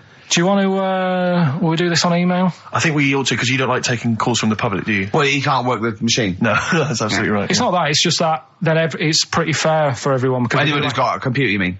So it's open to anyone who's got, a computer or a laptop at their disposal at this precise moment. Anyway, there's some cracking prizes, Rick, you'll be pleased to know that, obviously, once again, Carl has managed to collect together an arbitrary assortment of Just looking giveaway around, stuff. looking around the office. I mean, where did you get these from? Seriously, where did you get them from? Because it's such an arbitrary collection. What have we got there? I don't know what kind of a person would want these items. Right. It's such an arbitrary selection, I don't know what kind of person you'd be. Read them out, what have we got? Well, there's another XFM compilation, which you've nicked from somewhere in the office. Yeah, it's Fair a enough. good compilation remix to There's album. an album here, which is a promo album with two pigs on the front. I think it's the Smashing Pumpkins Frenchy Live. Saunders. I can't be certain. This is the album. Didn't we give this one away last week? This is just an arbitrary compilation album. Again, one of those kind of... Is that the actual one you didn't send, Carl? No. We've got a couple I've of got a these, job lot of them. Surprise, surprise, The Office on DVD, which is ludicrous. I've seen it from here. What film? Listen, dear XFM listener, it's 2:30. It's just a bit windy out. You're probably going to stay in this evening. Maybe do a bit of shopping. You got to, and then stay in this evening. Or what film would you really want? No, I mean seriously. Think if you could see one film, right? What would you want to see? DVD. One of the big releases. Yeah, it's great. We'll put them out of their misery. Steve, they'll be watching this tonight if they're a lucky winner. It's the movie Stigmata. Stigmata with Patricia Arquette and Gabriel Byrne. So look forward to that. That's great. That's the big one. That is brilliant. You're playing look at Carl's face. He's actually offended because he's the only one that puts any work into this show, and he's got competitions. He's got Educating Ricky, Rockbuster. He's got the song with a story. He's got a song with a story to come that he's gone through them. It's unbelievable. Yeah. So you're playing for that collection of arbitrary goodies plus the big prize this week, Stigmata, featuring Gabriel Byrne. Oh dear. About a woman who I think starts bleeding from the hands. It's a horror film, I think. You have to be 18 or over I've to seen take it. part.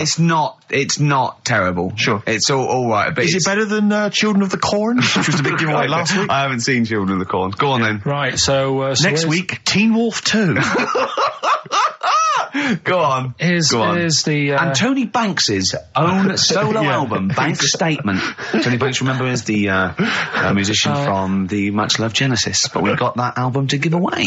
All right, then. So, right. To win those exclusive prizes. Yeah, Go on. Yeah, you've got to email in ricky.gervais@xfm.co.uk. I saw a sellotape dispenser out in the office there's as a well, pair if of you want. gloves that I don't know who's out, but they're out there and they've been there for a week. So Let's send a them pair as of well. gloves, a sellotape dispenser, and Tony Banks's solo album, Bank Statement. Yep.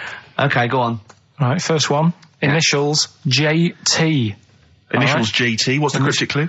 Cryptic clue. At the moment, I'm in a river full of logs. Hold on. Yeah? JT, and what's the clue again? At the moment, I'm in a river full of logs. Full of logs? Yeah. Okay. So, who could it be? JT. At the moment, I'm in a river full of logs. Yeah, go on, Right, next one. second one. There's three of them you got to get. Letter is W. Yeah. The clue, that lad's got bad asthma. That lad has got I've got that one already. I've got that one already. W. Yeah. And okay. finally, the last one is the letter C. Yeah. And the cryptic clue Is Karl is one of these. Mousetrap is that musical, isn't it? This isn't the clue, by the way. It is called Mousetrap, isn't it? There's not a musical. It's not a musical, it's but a play. it's a whodunit sort of thing, yeah. Yeah, that's fine. Right, here's a clue. I saw that... Imagine that. Imagine that on the real Blockbusters. Yeah, mate. Bob Owen is going, can we stop a minute? Oi, you with the 9 teddy bears there. Mousetrap, that's a show, isn't it, in London, isn't it? I think so, Bob, yeah. Right, okay, here we go. Yeah, carry on. So the camera's back on? Yeah. So the letter is C, and the cryptic clue. I saw that Mousetrap the other night, but the heating in the theatre was knackered. What? The heating in the theatre was knackered, right? Ruined it. Well, I've got that one already as well. Yeah? I mean, these are... the first one's hard, but the So just a quick reminder, JT was the first one. At the moment, I'm in a river full of logs. Full of logs? Yeah. Okay. Second one, W, that lad's got bad asthma. Uh-huh. Yeah. And the last one, C, I saw that Mousetrap the other night, but the heating in the theatre was knackered, and it ruined the whole thing. Okay. And ricky.gervais@xfm.co.uk is the email address. You can win. I'm confused. Various treats, including I'm in a Stigmata. I'm in with a Gabriel river full Byrne. of logs. Yeah. I'm in a river full of logs. Well, we'll do it in about 20 minutes. Yeah, you've 20 got to minutes stay think tuned about for the it. answers. It's not the quickest, so don't go rushing and sort of messing it up. Think about it, and it's random email anyway, so there's no rush, all right? And if you want to email, you're welcome to say, please do not send me the prizes even if I win. Welcome to put that on there if you don't want that junk in your house. Right. The reason we usually sort of play a record out of an outbreak, don't we? Yeah. Carl is so concerned with his little competition, he hasn't got a record ready. Sure. Got one. Okay. Sorted, are you? Yeah. Do you want to do a quick recap? Quick recap? I can't bother to even just say it. I'm not interested. I'm just not interested. Yeah, go on, Recap, quick. Still send your emails in. JT, it's some initials of a band, just in case you didn't hear it last week. If I said AK and an exploding pet, that would be Atomic Kitten. Yeah. Right? They know what a clue is. So JT, at the moment, I'm in a river full of logs. Yeah. W, that lad's got bad asthma. And C, I saw that Mousetrap the other night. The heating wasn't working. It ruined the night. And, yeah, that's it. ricky.gervais@xfm.co.uk. Some stuff. Stigmata. Gabriel Byrne. So this is the Carl big set a prize. They've got to be competition. given away, Rick. They've got to be given away. This is Rockbuster. We've got obviously the big prize Stigmata this week. Yeah. I'm not going to give the prize to Ira. I think it's Ira or Ira, but she or he emailed in the right answers and then said if you could enclose the receipt for Stigmata, that would be much appreciated. But I'm amazed by the number of responses we've had. And someone wants a copy of Tony Banks's solo album, which I was mucking around, so we better buy that in the week to give it away, because I think that'd be an amazing prize to give away. If you just give the clues do again. the clues and then just give the answer. Come on. What the answers are. Right, well, the one that everyone was struggling with was the first one. Yeah. So I'll save that. So we'll go to the second one. W, Yeah, that lad's got bad asthma. yeah, we know that. That was Weezer. Yeah, Yeah. good one, well done. The last one, C, the clue was, I saw that Mousetrap the other day. The heating was knackered in the restaurant. Yeah. In the restaurant? In the theatre. Yeah. And it ruined the night. Yeah, so it was a cold play, wasn't it? Yeah, that's a cold Yeah. play. Yeah. And JT, at the moment... No, I can't think of this one. At the moment, I'm in a river full of logs. Well, I had to say there were some wrong answers. What was it again? It was Justin Timberlake. Justin Timberlake. We had some wrong answers that included Jethro Tull and James Taylor. I don't know how that relates to it at all. I'm annoyed at lake when he clearly said river. I mean, that's the first thing that cropped up. Not I'm in some water full of logs at the moment. I'm in some water full of logs. But he actually had to say river, so not lake. That annoys me. I mean, I didn't get it. Fair enough. I should have worked it out. I should have tried to think like you. A lot of people obviously think like you, which is which I'm, worried about. But James Taylor is great. James Taylor. Just from guessing. Yeah, James Taylor works. Have we got a winner? Stevie's just going to randomly pick one. I did have a winner. I've just lost them. Oh. Needless to say, that lucky person won't be watching Stigmata tonight. Just randomly, it's a draw, by the way. It's not the first one. Okay, I said to Carl in the break, I said, "Is the first one in?" He went, "No, I don't want a competition that relies on speed because I don't want to be rushed." Okay. So randomly click on someone. I'm just going to randomly click on one. Go on. They've not put an address. Well, what we can do, we can email back and say, send us your address. Well, of course you can. I think if they haven't put an address. Well, no, okay, hang on. All right. Yeah. Chris Beaumont. Lucky Chris Beaumont. Chris Beaumont will be watching Stigmata tonight with a club of Hagen-Dazs, if I'm not much mistaken. So he'll be loving it. Well done to Chris. Need his address. Right then. But we have got a great show lined up, man. Have we? No, we have. No, because we've got Rockbusters coming up, the great new quiz. That's made the press. Has it? Frimley Tea Rooms newsletter mentioned it.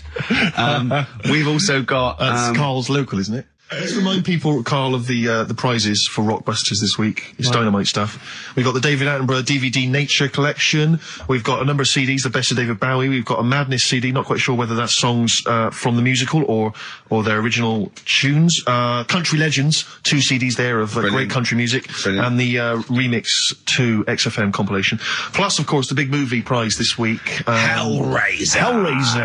If you haven't seen it already, then I assume you have never seen a film before, because I don't know if there's anyone who hasn't seen Hellraiser. But obviously you have to be above 18 to join to play the competition. So, how long would you want to be around for? Is this just for the show? A couple of hours. 2 hours. Did you get the desk in there? A live OB. We could check out the futon. We could sing its praises. Check the photo, right? Yeah. Oh, you've sold that by now. In fact, we could have someone come round and buy it live on air. Yeah. Yeah. Think about it. It's great. It's great. How did Graceland start? That was his normal house, and then he took over. Right. Anyway, Rockbusters. Yeah, go on. I give a cryptic clue. Yeah. And a letter, and it makes up a band. He never said the word cryptic a few months ago. I love it. Do you know what I mean? I feel it's like our own little Eliza Doolittle. Yes. Right. Even Richard will like this one. Mm-hmm. Here we go then. First one. There's 3 of them, and you email in. If this doesn't turn Dickie round, nothing will. This is an email-only competition. Email only. Right, here's the first one. Initial is B, so it's a band starting with B. Okay. And the cryptic clue is, I don't like them birds. They shouldn't be allowed in this area. I don't like them birds. They shouldn't be allowed in this area. Next one. Right, the next one. He doesn't like women. Yeah, he's got a couple of kids. That's a bit weird.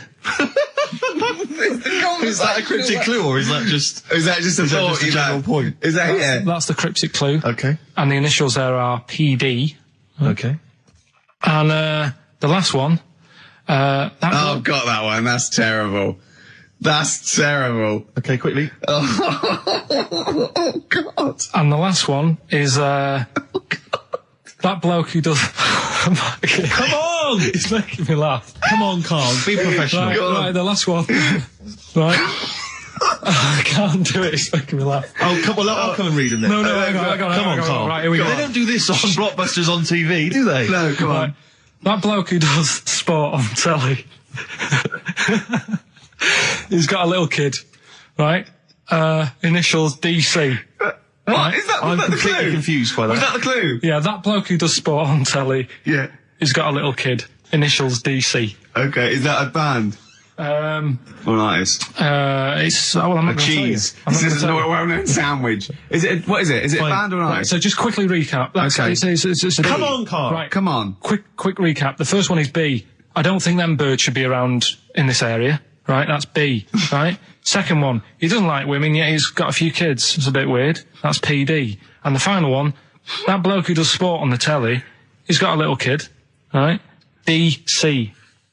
All right, and it's ricky.gervais@xfm.co.uk if you want to enter for Hellraiser. Oh, I'll tell you what, continue to do a little theme of like some old stuff people haven't heard of. If you're under 30, you probably never heard of this band. It's also a new thing I'm going to introduce.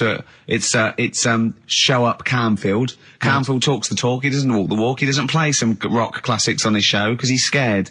I'm going to play the tracks that Camfield's too scared to play. This is Kansas and Carry On Your Wayward Son. All right? Right. Okay, right. The results of we ain't got a winner for the first time. Yes, we have. We've got loads of winners. No, we haven't. We've done this feature for 3 weeks. This is the first time I've managed to sort of... What? Well, let's go through them then. What have they got wrong? The first one.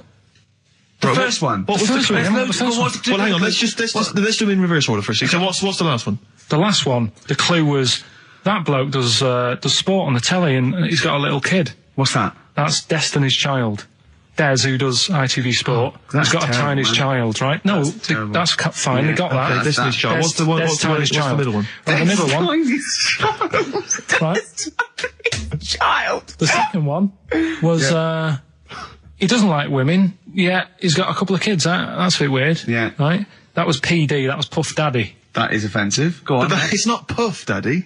It's Puff Daddy. And he's not even called that anymore, he's called P. Diddy. Well... Okay, fair enough. But they got that one. Yeah. And if I'm being tight, these lot are as well. Yeah. Yeah. Tight means something in Manchester. Go on. Right. And the first one that they're having problems with, I don't think them birds should be allowed in this area. Got it. Boyzone. It's not Boyzone. What's the clue again? I don't think them birds should be allowed in this area. That is perfect. A Boyzone. No birds. No women. No women, yeah, birds, right? A Boyzone. Sorry, Carl. If that isn't the answer, their clue is better than yours. That is brilliant. What was yours? Boyzone, it works perfectly. What's your answer then? Bangles. What? I have no idea what that means. Like seagulls. So you don't want them in this area, so you're banning them. Bangles.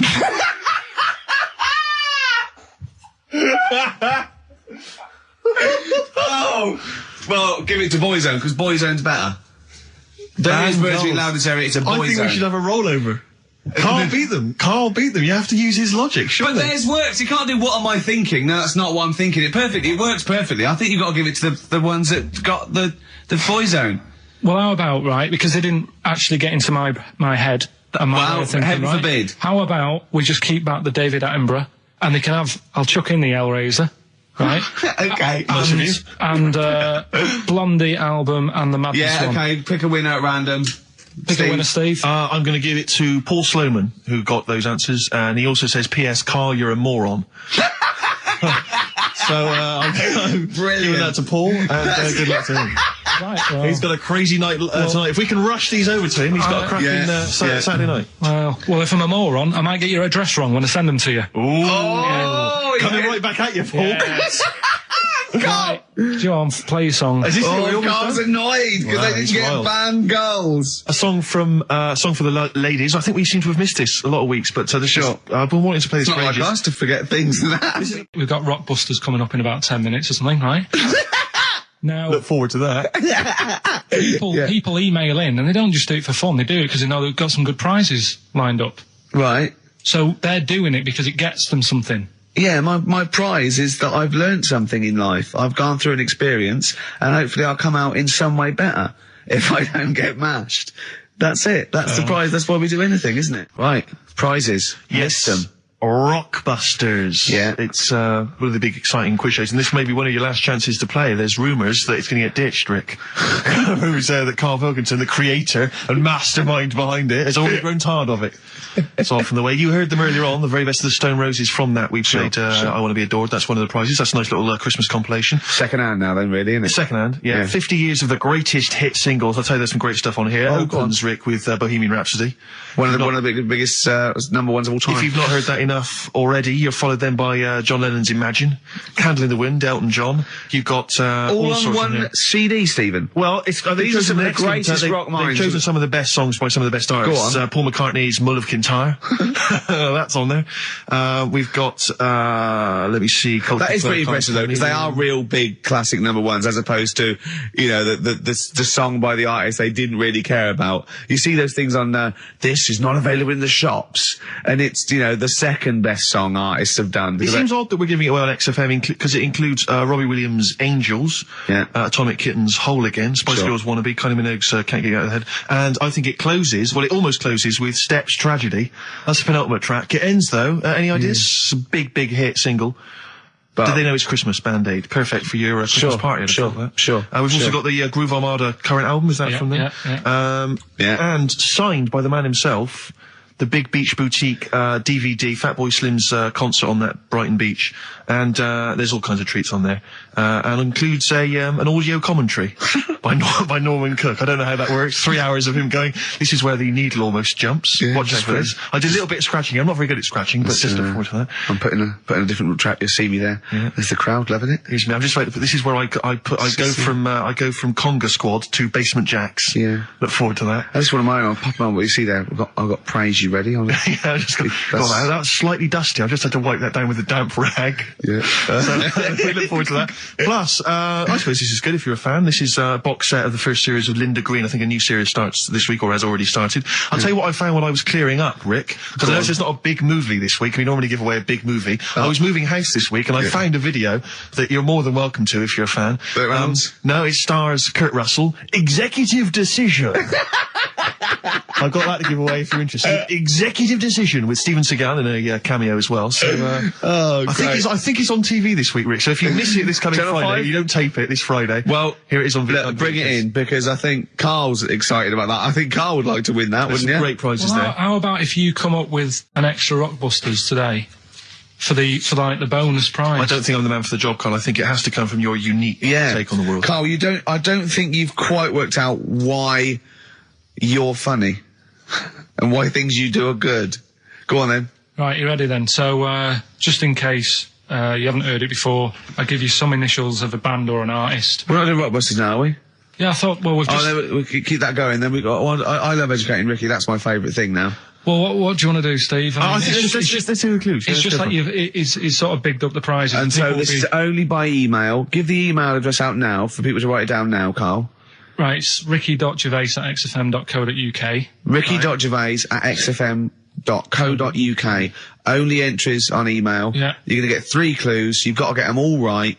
And you win all the stuff. You win all those prizes, you said. Okay, Carl, go on then. Right, and just a quick example, one of the first ones we did, it was like AK, and the clue was Exploding Pet, and it was Atomic Kitten, right? Yeah. So you understand how it works now. These are your clues. The first one, that army has got some nice trenches. That army has got some nice trenches, excellent. Yeah. And the initials there are DW. Do you write some of the questions for 15 to 1?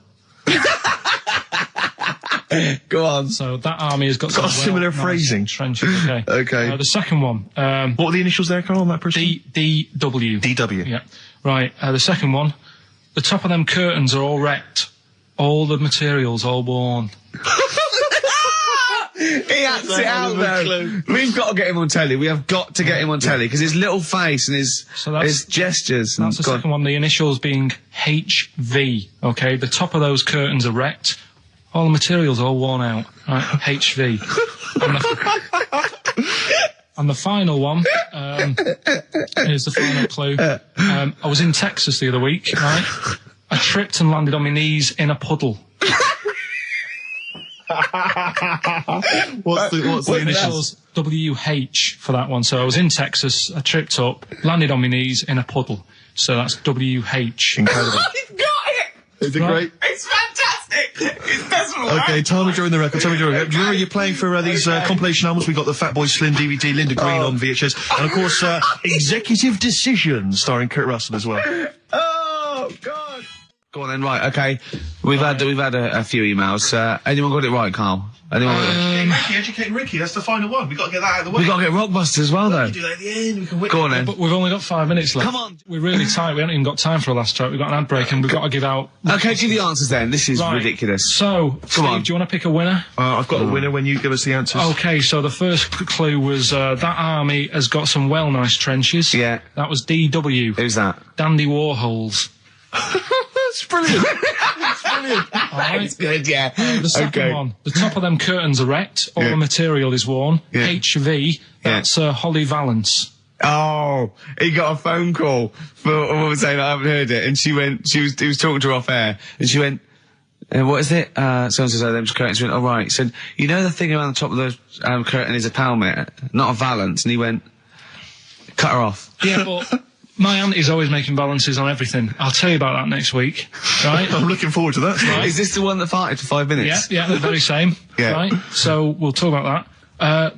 I was in Texas, I tripped up, I landed on my knees in a puddle, WH, wet knee Houston, right? Wet knee Houston. Yeah. So, You're a maniac. So, who's a winner? We've got Pete, Catherine and Laura in Newcastle upon Tyne. They're listening online, I assume, and they're on going Sky to Digital. those great places. And remember, they got loads of stuff. They got the DVD here. They got Linda Green. They got Stone Roses. They got another compilation and Executive Decision. What did you read about Brian Blessed? Is it actually true, or have you lied with someone else? It was an interview with him in it. And what did he say? Come on, what did he say? He said I climbed Everest and I played Havoc with me belly. Let's talk about it next week. We've really run out now. Oh, you're a fool. And then we've got a Christmas edition of Rockbusters, which I found out yesterday. Go on. Channel 4 have ripped it off. Go on. It's on their teletext thing. That's outrageous. Yeah, on their teletext page, someone said. What are they doing then? Like Rockbusters, they're copying the format. You sure they're not copying Blockbusters? No, it's someone said it's a cryptic clue of a band and that, and initials, and you work it out. That is despicable. I mean, we should investigate this. So they've fundamentally ripped off the idea of being allowed to do a cryptic clue to guess a band. Yeah, but the sort of clever cryptic clues. They certainly ripped you off then, have they? I'm just saying. Rockbusters. Rockbusters. We'll tell the prizes, Steve. Yeah, we have Christmas got some, gifts. This is Christmas gifts. I don't know if you'll receive them in time to actually pass them off as gifts. I wonder if I can tell that Ross Noble story that he told us. I don't know. We'll have to discuss that when the record's playing. Okay. All right. Okay, so you heard a track from it just then. This is the XFM Christmas album. I think that's been knocking around here in the office for years, hasn't it, Carl? Or is it new this year? It was brought out about 2 years ago, Okay. but Christmas songs are Christmas songs. timeless. Yeah, it's not bad. There's got bands on there like the Dandy Warhols, the Webb Brothers are on there, Drugstore, Bell and Sebastian, Flaming Lips, all sorts. So we've got that to give away. We've also got this Smashing Pumpkins compilation, which we seem that seems to be knocking around for weeks. Another one of those 50 years of the greatest hit singles. I don't know, Culture Club's on there, Queen, obviously, I've just seen the cult film. Yeah, the cult film we'll come back to shortly. This, I think, is one of the most exciting gifts. If you have a video player and you want to get trim, then surely Big Brother 3 champion Kate Lawler and her cardio combat video, in which I think she uses kind of, I don't know, military kickboxing training to get you trim and taut and looking as good as her. Then you can get that as well. We've also got a exclusive 7-inch single from the White Stripes, a kind of Christmas single. Is that from them? Yeah. That must be quite rare. That's probably the only thing. That is rare. That is worth something. And the current Badly Drawn Boy album, Have You Fed the Fish, which I think is slightly mediocre. They've gone up, actually. I think that the level of prices there has gone up. Not a bad selection, but here is the big movie. And actually, I have to say, this is not a bad one. It's not. Again, it's not terrible at all. It could be worse. It's James Caan in the original Rollerball, not the disastrous remake that came out recently, but the DVD version of Rollerball. So that's there as well. So something fairly interesting. That's worth winning. Right, come on then. Let's do Rockbuster. Well, will we play a song to give people time to get a pen and paper and that? Yeah. So we're doing it next. Rockbusters coming your way with all those great prizes. Yeah. Right, we're doing it now? Yes, sir. I noticed Heat magazine sort of put a bit of a spanner in the works. Why? Because they were saying, maybe it'll be a Christmas edition of Rockbusters. And I'd already sorted them out. I wouldn't worry, Carl. Well, what I've done, I've cleverly tweaked them to make them Christmassy. So the Christmas bit in it has got nothing to do with it whatsoever, but I just thought... So you mean the clues have a Christmas element? Well, yeah, but it's nothing to do with the answer. It's nothing to do with the answer. Right. So why don't you just ask the normal ones and I'll ring a bell. I'll shake some bells. Well, it's the equivalent of that, but in sort of speech. Right. Brilliant. So the first one, there's a load of letters there asking for advice. Put them on Claire's desk. Oh, and have a good Christmas.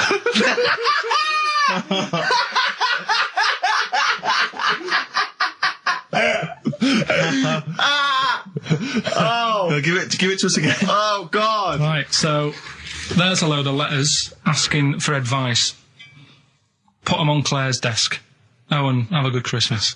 Right, but bear in mind, people, that the Christmas element may not be relevant to these that's got nothing to do with it. I don't want to, Okay. And the initial letter is F, right? That's F. All right. Right, the second one. Ask your mum if you should, after you've wrapped the presents. Right, so ask your mum if you should. Ask your mum if you should, after you've wrapped the presents. That's S. Yes. S. All right. All right. Okay. And the last one, a couple of people were arguing in the supermarket at the fruit and veg counter, but it's busy in there because it's Christmas. That's probably what brought it on. So that's B. Oh. B. Oh, God. So they're the three. Will I just recap? Yes, please. Yeah, I have no idea. so I the can't first even. one. I don't know what to start thinking. Right, there's a load of letters there asking for advice. Put them on Claire's desk. Have a good Christmas. Have a good Christmas. Second one, ask your mum if you should. After wrap the present. S. And the last one, a couple of people were arguing in the supermarket at the fruit and veg counter. But it's busy in there because it's It's Christmas. busy because it's Christmas. That's a B. So they're the three things. It's email only, this one. Please remember that. ricky.gervais@xfm.co.uk. ricky.gervais@xfm.co.uk. Yeah. Brilliant. Carl looks happy with them. He looks he's really very happy pleased, with and them. rightly so. They're cracking. They're good. Yeah, They're good. Pleased with those. So, All right. Is there going to be more Rockbusters in the new year? We're not sure. I'm still thinking about new ideas that we can do. Snowbird from Mark Eitzel, part of his covers album. He's so happy that the XFM listeners understand his stupid clues, and he knows it annoys me. We've got some we'll right answers be for giving out the Rockbusters. answers just quickly, just in case someone sort of missed one of them. I'll just quickly do them. Yeah, go on. First one, there's a load Sure of letters. show. There's a load of letters there asking for advice. Put them on Claire's desk. Oh, a Merry Christmas. Ask your mum if you should. Oh, a Merry Christmas. And a couple of people were arguing in the supermarket at was the Christmas, fruit and that's veg why. counter. And that's B. Okay, we'll give those answers out shortly. Okay, answers. We must give the answers. You would have to go to bed at 6 though, so we can play. Right, here's the last clues of the year. You had, there's a load of letters there asking for advice. Put them on Claire's desk. Go That on, was no idea. F. That was for foreigner. Foreigner. I don't know what you mean. Claire Rayner. She took advice. She gave people advice. So that's a foreigner. That is shit. Right. I'm sorry. That might be Christmas. That is absolute A garbage. lot of people got the right answer. I know. Yeah, well, that well, annoys right, me even well, more. Number The two. second one, ask your mum. Foreigner. Yeah. Foreigner. Second one, ask your mum if you should. That was S. That was Shalimar. Shalimar? Shalimar. Right? No, bizarrely, what was the clue there? Ask your mum if you should. No, we got a lot of people saying Smashing Pumpkins as the answers to that. But I don't know who's saying that today, Mum. Smashing Pumpkins. Merry Christmas, Mum. Smashing Thanks very Pumpkins. much. Nice bollocks. Oh, that's great. That's great. Right. Smashing Pumpkins. Your dad bought them for me for Christmas. Yeah. And the last one, Lovely plums. What, my Victorias? Oh, God. right, we've got to wrap it up. We've got to wrap it up. Come on, then. A couple of people were arguing in the supermarket at the fruit and veg counter. That was B. That was banana drama. They were like having an argument. What do you mean banana drama? What, no, wait. What group is banana drama? What group is banana drama? So, You're a fool. You're a twat. Well, you say that, but you accuse Carl of that. You're also accusing lots of the listeners, including the winner, Nicola Rogers of London, and she wins those great prizes, and she got them bang on. So Banana drama. so can we finish there now? Yeah. Yeah, What do you mean? What do you mean? Can we finish there now? Just play the ads and go. What? No, what are you talking about? We're going to play Jerry Jerry Chicken Chicken River River. all day. Play that then. Goodness me, Carl, look at you. We haven't got time. Merry Christmas, Carl. Merry Yeah, Christmas, yeah. Carl. Enjoy the show. Let's give him a little kiss. Oh, little kiss. Oh, no, with tongues, it's Christmas. Carl, what have you got lined up for us as the producer? Right, well, Rockbusters. Been off this week again. Has he? Yeah. Another week off? Another week off, yeah. No, I didn't have a full week off. I had 3 days off Yeah. because I was working all over Christmas. Yeah. And still didn't stop working, preparing stuff. You've got a nice load of prizes there that I've sorted given out. I had us to a come in especially to sort that out. Yeah.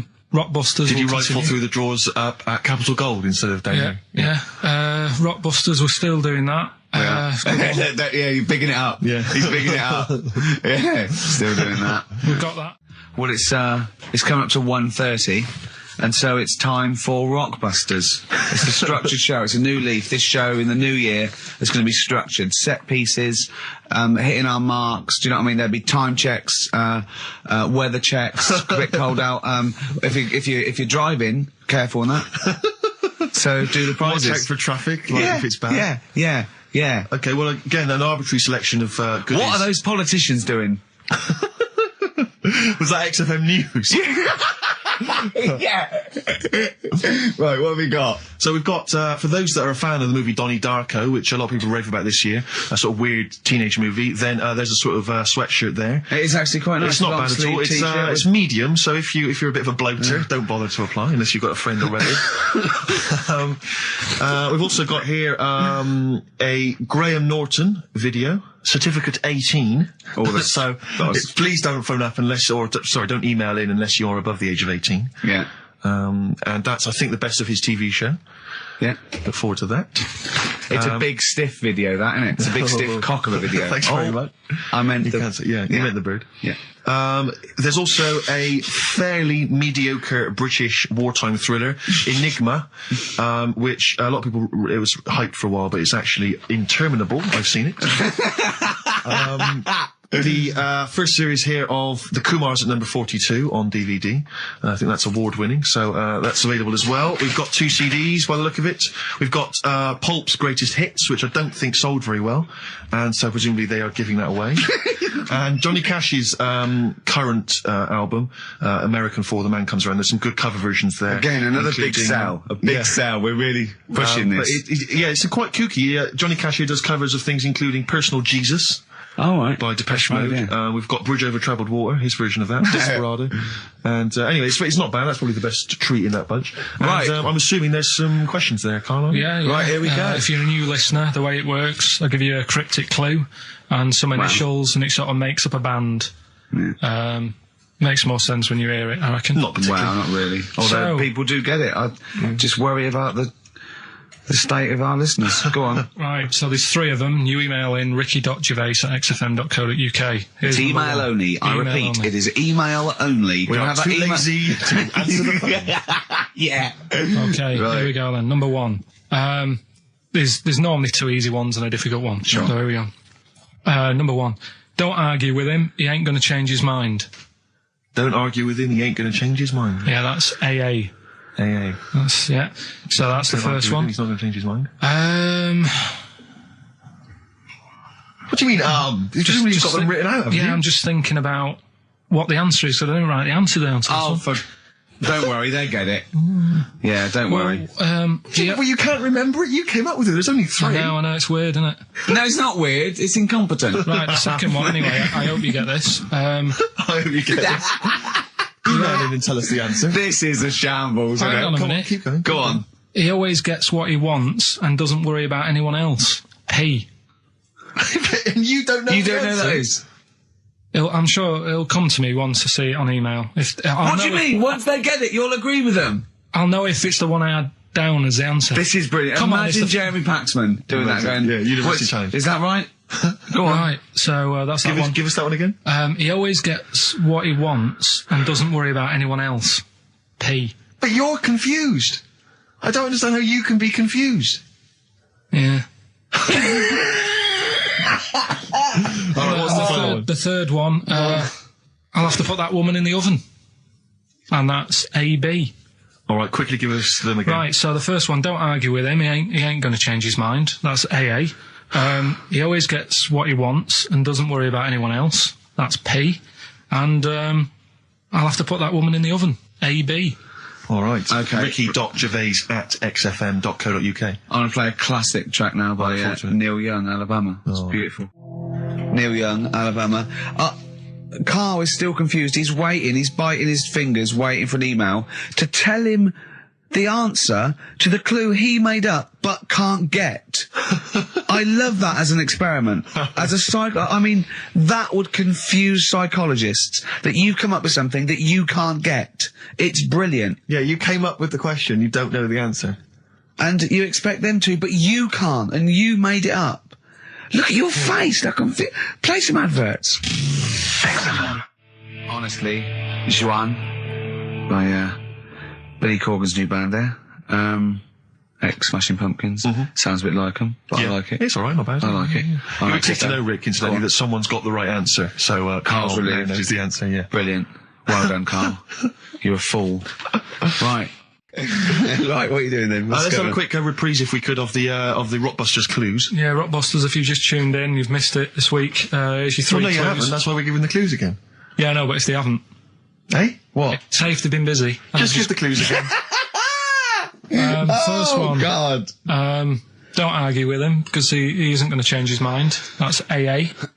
Second one, he always gets what he wants and doesn't worry about anyone else. That's P. Yeah. And the third and final one, I might have to put that woman in the oven. AB. Interesting. Are we telling him or still? No. People have still got a chance to win those extraordinary prizes. ricky.gervais@xfm.co.uk. So the answers to this week's Rockbusters. Yeah. Want to give us the clues again and the answers? Yeah. The first one was, don't argue with him. He ain't going to change his mind. The initials there were AA. That's adamant. Yeah. All right. That's good. That's a good one. Second one, he always gets what he wants and doesn't worry about anyone else. That was P. That was Pixies. Right. Picks his. It kind of works, yeah. And the third one, I'll let you have that one. I'll have to put that woman in an oven. That was AB. That was Anita Baker. Anita Baker. It's good. Anita Baker. I'll let you have all 3 today. So you've done well. So do you want to pick a winner, Steve? Well done to Mark Leder from Bow. He wins those fairly mediocre prizes. Enjoy them. Oh, brilliant. Now listen, it's Rockbusters. I've got the prizes here. Rick, I'll be honest with you. I mean, we've given away some shoddy stuff in the past. This is the worst collection. Tat, is it? This is really scraping the bottom of the barrel, Carl. I mean, let's hold on. The how phones many are more going of mad. these can we give away? If you're still phoning, hang up, because we're not going to bother anymore. We're really sorry about that. Maybe email us or something.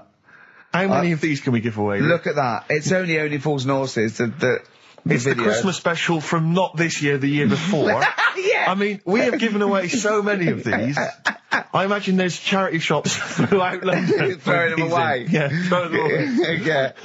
So we got that. Dear. And, if you didn't watch it, if you weren't one of the 20 million that watched it. Blue-eyed, fat-legged, purple-eater people, if they had a big boo.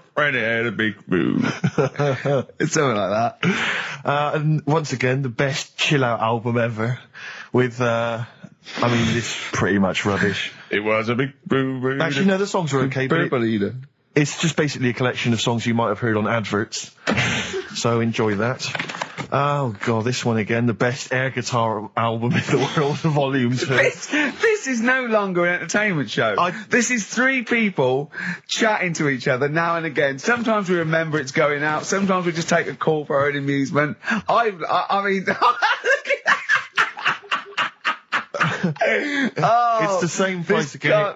It's the David Attenborough compilation of DVDs, which I'd be very surprised if actually makes it to you. I imagine someone here will have had that long before we post it. Oh dear. There's a T-shirt in here. XFM 104.9 You get sent a lot of just in case you're wondering what you're listening to. This is a Quicksilver T-shirt. What is that? What T-shirt is that? That's a T-shirt made by the Quicksilver people. So if you're a bit of a surfer dude, and by the look of the size of it, you're a midget. You can't say midget. You're welcome to it. And this is, I think, the piece de resistance, Rick. I mean, because you know the kind of fans we have. They're pretty cool cats, pretty groovy guys. Yeah. So I imagine they'll be loving on DVD Doctor Who, the Aztecs.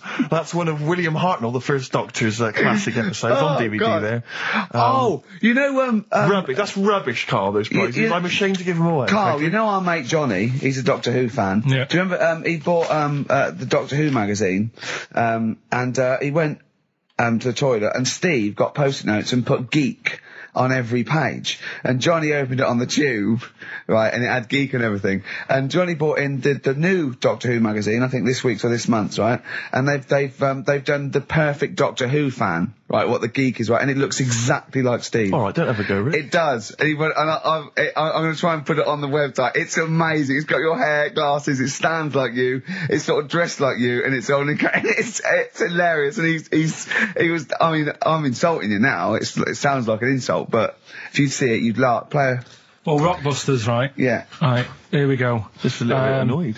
Just 3 clues. We've lost all the energy in this show, haven't we? Well, I can't get over that insult. I'm just a little... No, Three. we did though. It just came out, no, I can be honest with you. Ricky came out left field. I wasn't expecting an insult. No, And, but I I think thought there was a sense of camaraderie on this. No, Just email in ricky.gervais at Right, play a record. I'm xfm.co.uk. just annoyed. I can't What are we listen to doing? Rockbusters I'm clips. just reading out the clues. Should we put this? Let's put this one in for the Sony Award. Let's put this show in for the Sony Award. Play a song, Carl, because I need to discuss things with him. I've talked before about him Edit slagging it me down. off. Get this down to 3 minutes. It'd be a great The show. Rockbusters in a minute. Somebody if you haven't email. heard the Rockbusters, might as well give them out. Well, let's check the emails working before we do Yeah, that. otherwise it's a complete... This whole show has been a sham and a farce and a waste of time. Well, I think they can take that as read. Rockbusters then, we've got a problem with the email this week. Yeah. It's So the least that- of our problems, I think. they're not coming through, so I'll give out the clues again, and then you can call in on 08700 Only call if you know all 1234. 3, you can rattle them off. Yeah. We'll do it during the next record. So Yeah. the number is 08700 800 1234. 08. 08700 800 1234. Right, okay, so you've got that. So And the call 3 in if you know all 3. Yeah, the 3, just to recap. I've got 3 other jumpers like this one, the initials FT. That bunch of people can't make up their minds if they want to sit in the sun or not, right? That's C. And the Jamaican fella had some aspirin. Why did he do that? Right? That's FD. So Okay. if you know them, give us a call, and it's just the first with the 3 Right, correct well, I answers. think they're calling now, Carl, so play a lovely record. I'm really animals? worried about this because everyone's getting that last clue wrong. I reckon it's so rubbish that even your mental fans can't work it out. Yeah, it's a tough one, but Give that final Rockbusters clue again. the Jamaican fella had to have some aspirin. Why is that? What were the Why initials? did he have to do it? No, FD. hold on, that's changed. Well, it doesn't matter. The Oh, story's it doesn't still there. matter. That's the point of a cryptic clue, isn't it? Oh, do. What have you got now? Right. The Cure, obviously. Yeah. That song. Right, Carl's been taking phone calls for these clues. Right, and so everyone's been saying the same thing for the last one. He's been going, no, and I'm worried. I'm always worried. FD. I just overheard him on the call. They're going, what have I been saying? Oh, no, it's FP. Dickhead. Right, give me the clues out. It's a rollover. Right, tell people. We're really sorry to anyone who would have got that right. Okay, right, do the clues quickly. Tell them it'll be a rollover, so we have to do 3 new ones. Do you not write these You're down, such Carl? a... I don't write the answers down in case Ricky looks over the thing and sees the answer. Why would I cheat? I'd rather you do something right with your life. Right, well, the clues were I've got 3 other jumpers like this one. Yeah. That was FT. Yeah. You got that? 4 tops. Yeah, that's all right. Good, well done. That bunch of people can't make up their minds if they want to sit in the sun or not. That was C. They were getting that. That was charlatans. Charlatan, right? A bunch of them charlatans, right? What do you mean? What's Charlie? No. It's like, shall I go out? Shall we? Charlatans. They got it, right? Where I went wrong with this one, the Jamaican fella, he had to have some aspirin. Why? It's my fault. You know, I'm not cutting, there's no point passing the book or anything. I said FD. A lot of people were saying, Fred Durst, like forehead hurts, which is a good one. Yeah, which would have been as good as any of yours. But I made an error, so we'll roll it over. No. What is the answer? We'll roll the What is the prizes answer? over. Jamaican fella what? Add some aspirin. Why do that? What's the thing? FP. FP, it was Frida Payne. Frida Payne. Frida Payne. Frida Payne. Frida Payne. That's awful. Carl, you've got to write these down next week. know, This is I'm right. sorry, You are. You're the producer. I know, but I've had a busy week, haven't I? That's Doing not stuff an with it. excuse. That isn't an excuse. Our excuse is we don't care. Yeah. You do put care. the work in and then make a mistake. Yeah. It's better not to try than try your hardest and be rubbish. Do you see what the point? We don't care. But you've got standards. Yeah, and you're not meeting them. Think of that. You're not even reaching your standards. God. Right, well, that's that, I guess. Well, the prizes will be giving those away next week. Bollocks again. And, Just completely... song for the ladies to end the show with. It's from Nick Cave's new album, Nocturama. This is a track called He Wants You. Back next week. Remember, Frida Payne. Rockbusters, Carl? Yeah. I'm not a champion of Rockbusters, as you know, but I think it's overstayed its welcome. But I think Carl's just giving the fans what they want here. Okay. It's a popular thing, isn't it? Got some good prizes. The press are behind it. Let me tell you what the prizes are. It's a dance music compilation, Cream Trance Anthems 2003. I play a lot of trance on this station. I put that on quite a lot and danced to it myself. There's the original motion picture soundtrack to the forthcoming film adaptation. When you've seen the film, I'm sure that will mean more to you. You like that, don't you? It's a good movie, yeah. Nicolas Cage playing himself and a twin brother. And it's written by it's directed by Spike Jonze. Joined at the, what? No, they're not joined at the hip at all, or at the face. And we've also got the best one-hit wonders album in the world ever. What have we got on there? We've got things like The Crazy World of Arthur Brown, brilliant.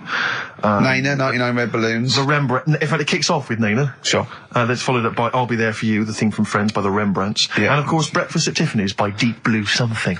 Brilliant. Deep Blue Something. Is that the worst name ever? I think it possibly is. No, Sixpence None the Richer. Sixpence None the Richer. That's a pretty bad name. Okay, again, I know we've got a lot of chill-out fans who listen to us.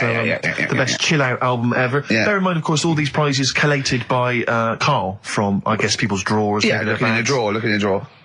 Oh, dearie me. What is it? The only thing probably worth having is it's topical, if nothing else, Carl. A 7-inch by the White Stripes, Merry Christmas from the White Stripes. That was their exclusive Christmas single. So that's early, isn't it? You get that. It is worth a lot of people have got to wait 11 months before that's released. Yeah. Or is it last Christmases? Exactly. And I have never heard of this DVD. Go on. I like to think of myself as being fairly familiar with TV and films, but I have never heard of Stephen King's Rose Red. Welcome to a place evil calls home. And it's on DVD. It's certificate 12, so don't imagine anything too shocking. And it looks appalling. Is Rose Red Mansion truly haunted? To find out, Professor... Okay, we've got the gist of it. They're not very good prizes. They're cobbled together, but if you've got nothing better to do, call in if you know the answers to these clues. It's Rockbusters. Let's not let them call in, Rick. Please don't let these people call in. No, they're not calling in. It's email only. Carl, don't interrupt me. I'm just... ricky.gervais@xfm.co.uk. Email only. I can't stress that enough. We just don't want to speak to you people. Right, go on. Right, so I give some initials out and a cryptic clue, and it makes up the answer and that. Well, sometimes it does, yeah. Go on. There's two of them, there's a new aspect, which I'll explain about in a minute. God. The first one is, cryptic clue is, well, if he would have been wearing an helmet, it would have been alright. And the initial there is B, right? So, well, if he would have been wearing an helmet, he would have been alright. B, right? Band or an artist. Second one, why are them Jamaican fellas swinging fish around their head? Okay. Alright, initials. Just fills me with... DS. DS. Why are them Jamaican men swinging fish around their head? Alright? And the final bit to Rockbusters. It's a new bit. Last week I played you this.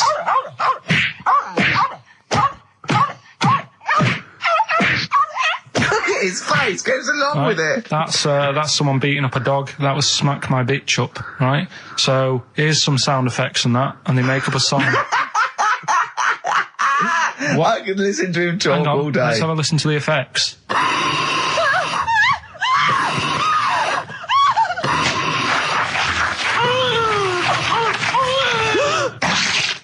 That's terrifying. Right, I told you not to play that one. It's rubbish. No one will get that. Well, we'll see. I heard that. I can't always say one thing. I said it's rubbish. No one will get it. No, it's not the one you think it is. Right. So, email in, ricky.gervais@xfm.co.uk and you can win that stuff. I'm a little bit confused. I'm here.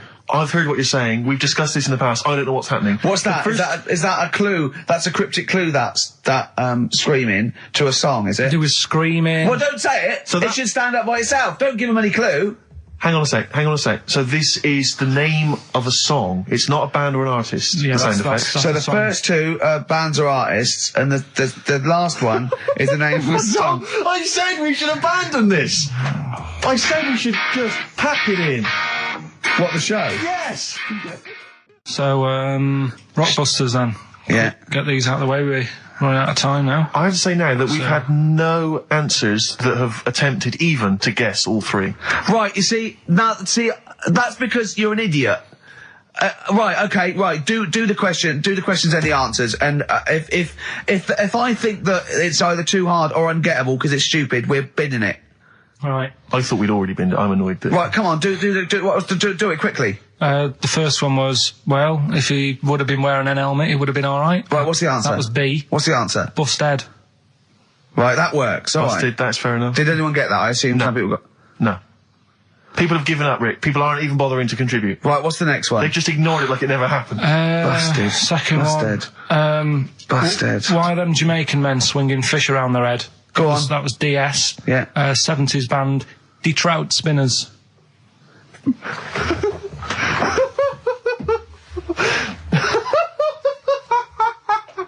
The Detroit Spinners have become the D-Trout Spinners.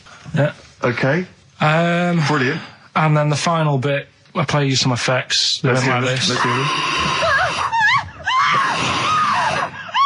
It's terrifying, Carl. It's sinister. Well, what's happened there? What was happening? No. What's the answer? That was Born Slippy. The woman was having a baby. The doctor tried to grab it. It fell onto the floor. That's in your head, Carl. That's just a load of screams. That's and in noise. your head. Oh. Do you know what? I haven't even got onto Born Slippy. I'm still on the Trout Spinners. Well, let's put a song. That's it. I don't know what to say. A song for the... A song for the ladies, surely. Did anyone get any of those? Let's end with Nick Drake and the Beautiful Riverman, and we'll see you next week. And hopefully, Born Rockbusters will be Slippy, Trout Spinners. ditched. Detroit Spinners. Well, don't keep saying it. You say it like that. Well, don't. Right, anyway, what I'm Nice thinking is Rockbusters coming back for a bit. What? What are you talking about? He likes my idea. He likes my characters. He doesn't like that idea. If I What, Carl? no, What? I was going to say, if I came up with With what? Name it. with that Chinese fella What was his name for again? a I keep sketch, forgetting.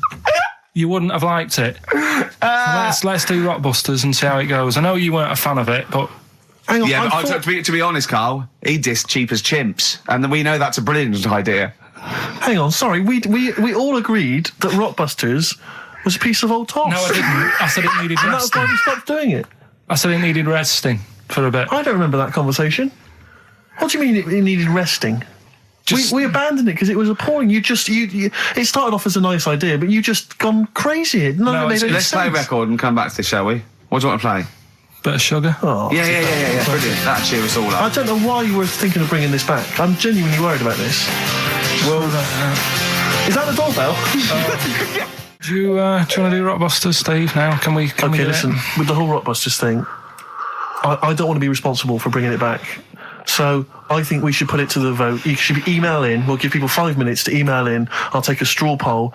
Do you want to see the return of Rockbusters or not? We're leaving it to you, right, the audience, to decide. okay, Steve. I guarantee it's going to be a landslide. They are all going to want it. But why have we ever trusted our listener? We know what they're like. You've just described some of them with a bloke in Waitrose and Columbo's wife shitting herself. So that's the sort of people that, you know what I mean? Yeah.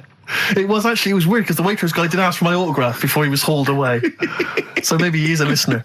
But all I'm saying is maybe the posters have drawn in some fresh blood. There's some people who've maybe not heard Rockbusters before. They're the ones who probably vote for it. Anyone else who's heard it before, surely they're not going to see the return of that. No one wants to see the return of that. What's the number? No, let's email only. We don't want to speak to these freaks. Ricky.Gervais at XFM. I know the fact we don't want to speak to these freaks. We work with one of them. Yeah. God. Yeah. If you want to see the return of Rockbusters, vote yes. If not, no. Tone it down a bit. Let's not do 3. No, it's got to be 3, otherwise it's too easy. Oh. Ricky.Gervais at xfm.co.uk. Right, just choose the best one. The Seeker from The Who. Brilliant. Classic rock. On XFM 104.9, I'm Ricky Gervais, with me Steve Merchant, Karl Pilkington. All right, well, unsurprisingly, the overwhelming consensus is that people would like to hear the return of Rockbusters. I should, however, point out just some of the no responses. Let me see what we've got here. Is Dickie Anderson called in yet? Sadly, nothing from Dickers. I think I might make him one of my hilarious sort of comedy characters. What do you think he would sound like? What would he sound like? It's sort of probably like that, I think. Ding dong. Hello. Hey, it's Dickie Anderson. I can't believe it. Your show's rubbish.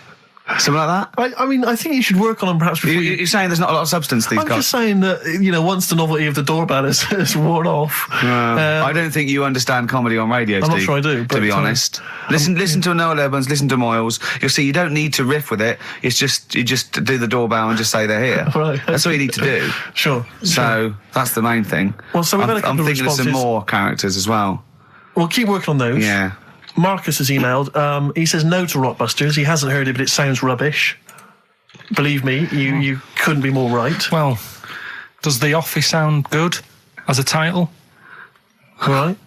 This is someone else. Don't bring back Rockbusters. Please, can we have more Holy Fook? You're not pronouncing it right, I Steve. know. I was just a bit edgy there. Holy fuck, the little Chinese fella. Holy fuck, the little funny Chinese fella. No, okay, all right. Well, otherwise, Carl, other than those few negative ones, most people want to see the return of Rockbusters. So, do I Okay, go on tell in. people what the prizes Let's go. Let's do it. Yeah. Are these the prizes? Yeah, they're the prizes. All right, let me have a look. We've got the new album from Goldfrapp. What's this one here? Oh, I've no idea. The Yardbirds. A new album from the Yardbirds. On VHS, Coogan's Run, the show where different characters make an appearance each week, including, I think, Pauline and Paul Calf. Good stuff. Who the hell wants this? Meglos, a Tom Baker Doctor Who edition. And the only decent thing really in the collection, other than Coogan's Run, is the X-List, the double CD featuring lots of current indie favourites. So not bad little selection there, Carl. Yeah, well, if you are new, you haven't heard it before, I sort of give a cryptic clue and then some initials. I'd say it isn't cryptic. It's like, what am I thinking that might or might not be the initials that I'm going to say. That's how you got to think, really. Yeah. But go on. Do you want to remind them of any that spring to mind? Just as a Exploding Pet was Atomic Kitten. Doesn't really work. What else? I fell down in a puddle in Texas. I got my legs wet. Knelt down in the puddle, got my legs wet. Wet Knee Houston doesn't work either. Whitney Houston. Jamaican swinging a fish round. D-trout spinners doesn't work in the slightest. Doesn't work in the slightest. That's how they work. So there's three of them. You email in. So here we go then. Number one, the gingerbread man has only got one leg. Right? The gingerbread man has only got one leg. Got the it. Initials there, LB. LB, right? Okay. Second one, these people from the East Midlands swear a lot. All right? These people from the East Midlands swear a lot. These people from the East Midlands swear a lot. The initials TTD. Right? And the third one, have a holiday in Italy. Right? So you've done three then? TB is the initials on that one. So quickly again, the first one, gingerbread man's only Yeah, I've got that one as well. I've got that one. I got two. These people from the East Midlands swear a lot, TTD. And the third one, have a holiday in Italy, TB. Email in with what the songs are and you win that stuff. ricky.gervais@xfm.co.uk. Hang on, it's not the songs, it's the artists, isn't it? Yeah, just Oh yeah, like he said that. Yeah. Okay, fine. Email only, please. ricky.gervais@xfm.co.uk. So we got that going. Yeah, looking forward to the answers on that. Bit of feeder would be good, wouldn't it? All right. I love this.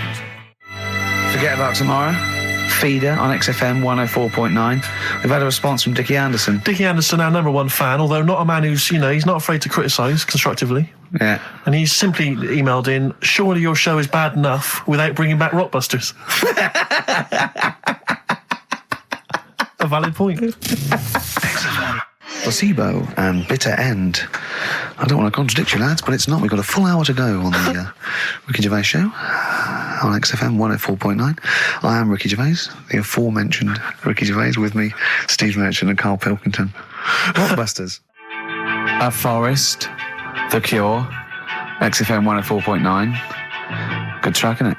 Oh, yeah. Going all the way back. All the way back there. Wow, Rockbusters, the results. You've had a few proper answers, I hear. So either I'm wrong or people do think like you. I've got two of them. What are the clues again? All right. First one was the gingerbread man has only got one leg. I got that. That was LB. Limp Bizkit. Right. Yeah, the that third works. The third one that I think you worked out. Yeah. Have a holiday in Italy. Chewing breaks. TB, chewing breaks. Yeah, this is the one I can't get. If there's a reason why I can't get this, we're not doing Rockbusters. Can I give the answer to this one? Yeah. What's the clue? The clue, these people from the East Midlands swear a lot. Yeah.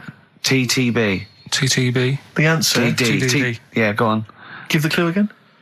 These people from the East Midlands swear a lot. Tourette's Trent D'Arby. Right, you're never doing Rockbusters again. Tourette's Trent D'Arby. Right, you're not doing it.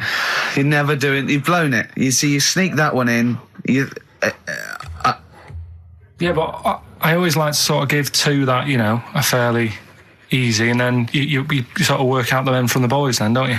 Yeah. Well, I mean, if I'd have done a character called Tourette's Boy, friend of the little Chinaman, and it went, ding dong, oh look, it's Tourette's Boy, friend of, holy fuck, holy fuck, you'd have been annoyed. Do you know what I mean? Oh, who's your mate, Tourette's Boy? Holy fuck. You'd have been annoyed, wouldn't you?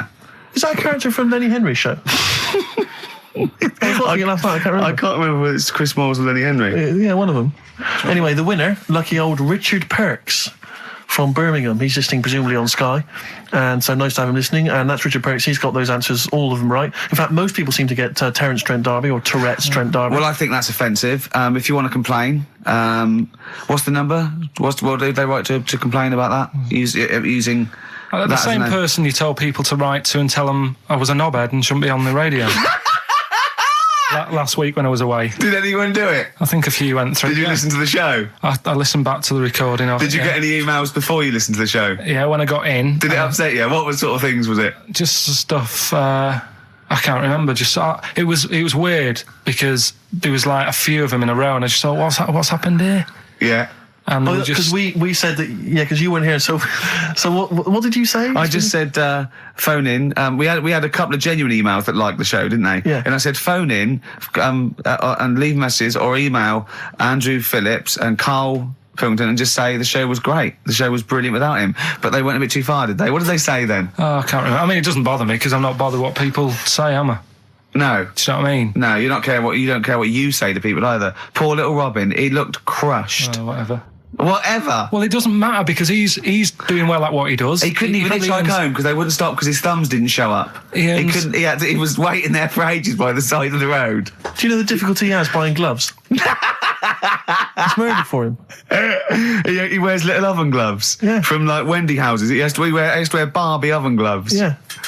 Oh. Right, so so the winner there, Richard Perks in Birmingham. If you could just email him with your address. There was another winner, wasn't there? What was his name?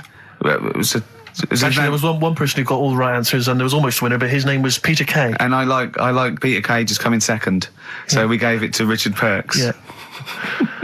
Peter Kay. Never gonna win. Let's play a record. Band of Gold by the artist who featured in a recent Rockbuster clue, which was, I think, the Jamaican fella needs an aspirin for his head, and it goes, course, to free the pain. Brilliant. Rockbuster's coming up, isn't it, Carl? We start up now. Get it going. No, let's. I thought we weren't doing this anymore. I know. I don't know what happened. I don't know. I mean, but I mean, we're shooting off in a couple of weeks, so yeah. What difference does it make? Well, we might as well. Now you've mentioned it, it's a good time. Go on then. Right. 3 cryptic clues like the one you just heard there. First one. Cryptic. Go like that. Is cryptic a word? First one. My younger brother spotted you the other day. Right. That's the cryptic clue. My younger brother spotted you the other day. The initials JS. JS for the band. Second one. That champagne belongs to the Boxers kid. The way he looks up, like it's Oscar Wilde. Yeah. It's That champagne belongs to the Boxers kid. The initials are AM. And the third one, the Vibrators, and the initial B. What? Right? The Vibrators, and the initial is B. So the first one, my younger brother spotted you the other day. Oh, I know that one. That's ridiculous. JS. The phone's going. Second one, that champagne belongs to the Boxers Kid, AM. And the third one, the vibrator's the initial B. So email in and you win. You can say the prizes later, can't you? Well, I'll tell you what, this is terrible. I mean, we didn't even say the prizes. We weren't going to do this. The phone's going. Look at the phones are going mental. All right, well, Carl, did you ever do paintings and drawings at school and then bring them home and your mum put them on the fridge? No, not really. I never brought them home. What, did you just screw them up and throw them in the bin? I just left them at school. Yeah. I'd never had a bag. All right.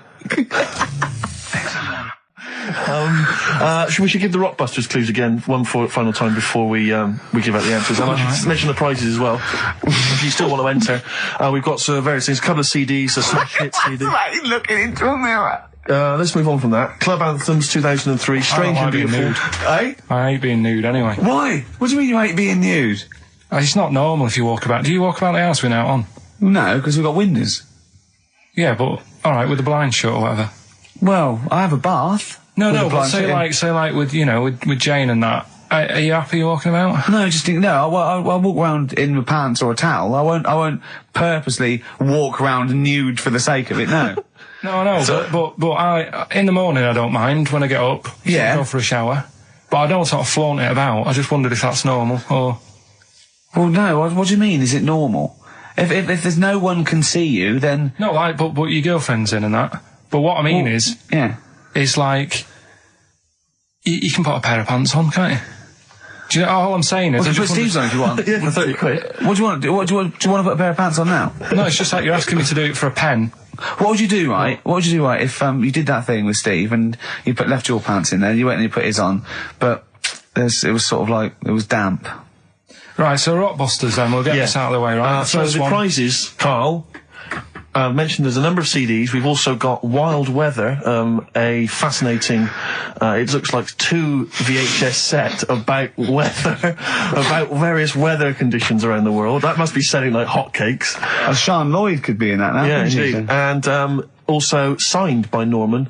It's Fatboy Slim's Big Beach Boutique. That must have been troublesome for the station that has close ties with Norman to get hold of. But well done. And that's Fatboy Slim, Big Beach Boutique. So yeah, there's a number of not bad prizes to give away there. And the clues were, Carl? First one was my younger brother spotted you the other day. The initials JS. We had that champagne belongs to the Boxers Kid. That was AM. And third one, the vibrators. That's rubbish, that one. And the initial B. We'll give away the prizes and the answers next. What, we going to play a record, or what we got coming up? We got Monkey News. Yeah, we got that. We got We've got loads, too numerous to mention at the moment. We got any adverts? got some of them. Oh, brilliant. Cram them in later. Excellent. Look forward to that. Joe Jackson. Good track. Good tune. Well, it's on. Different for Girls. Joe Jackson on XFM 104.9. A retro cut. Bit of Monkey News would be good, Carl, if you got that. We're struggling here. We're struggling, Steve. Wait a minute. You say that, but wait a minute. The answers for Rockbusters are coming up right now. So you thought people were turning off? What have we done? We've done Take My Shoes Off for Money. Take My Shoes Off for Money. We've done that. We've done look at these funny postcard breasts. And we've done We Didn't Win a Sony. Coming up, regular features. Jeez, we got nothing, have we? Come on. Sometimes it's good. Come on, Carl, save us. You've got to save us. So Rockbusters answers then. Are we doing them now, Steve? Yeah. Right. First one, my younger brother spotted you the other day. Yeah. The initials there, JS. That was Junior Senior. Right? Yeah, good. I'll give you that.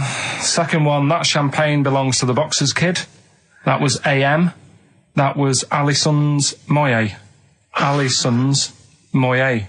Alison Moye. Sorry, just give us the clue again. That champagne belongs to the Boxers Kid. So, Muhammad Ali's son. Yeah. Right, Alison's Moye. Yeah. Brilliant. And then third one, always an easy one in there for everyone so they can take part. The vibrators, the initials B. That's Buzzcocks. You can't say Cox. That's why that's why you can't say Cox. Have we got a winner? We have indeed. I chose him because his name amused me, which is a bit harsh. It's not Mr. Tits. No. Gerald Preston. Sorry, Gerald. I don't know why that tickled me. It's so unfair. It only tickled me because it's not funny. There's so nothing funny with Gerald Preston. There is nothing funny. I think it was because it sounded like it was a man of a different generation. I think that was why Gerald Preston. It sounded like... That's terrible. I know. Right, Gerald, there's nothing funny about that name. There's nothing funny about the name, Gerald. Steve just made me laugh. He did. I don't know why that made us laugh, but it just tickled me. But Gerald, whatever you think of your name, don't worry, because these prizes including Fat funny Boy about Slim. Gerald Preston. I don't know, Gerald, if you're a fan of Wild Weather, but you've got a 2VH set coming to your way, so you certainly will be interested in extreme weather conditions by the end of that, I would have thought. Plus some arbitrary CDs. So good luck, Jerry. Oh dear, excellent. Right, brilliant. Good. That's that sorted. Right, let's have another tune and then maybe some monkey news. Yeah.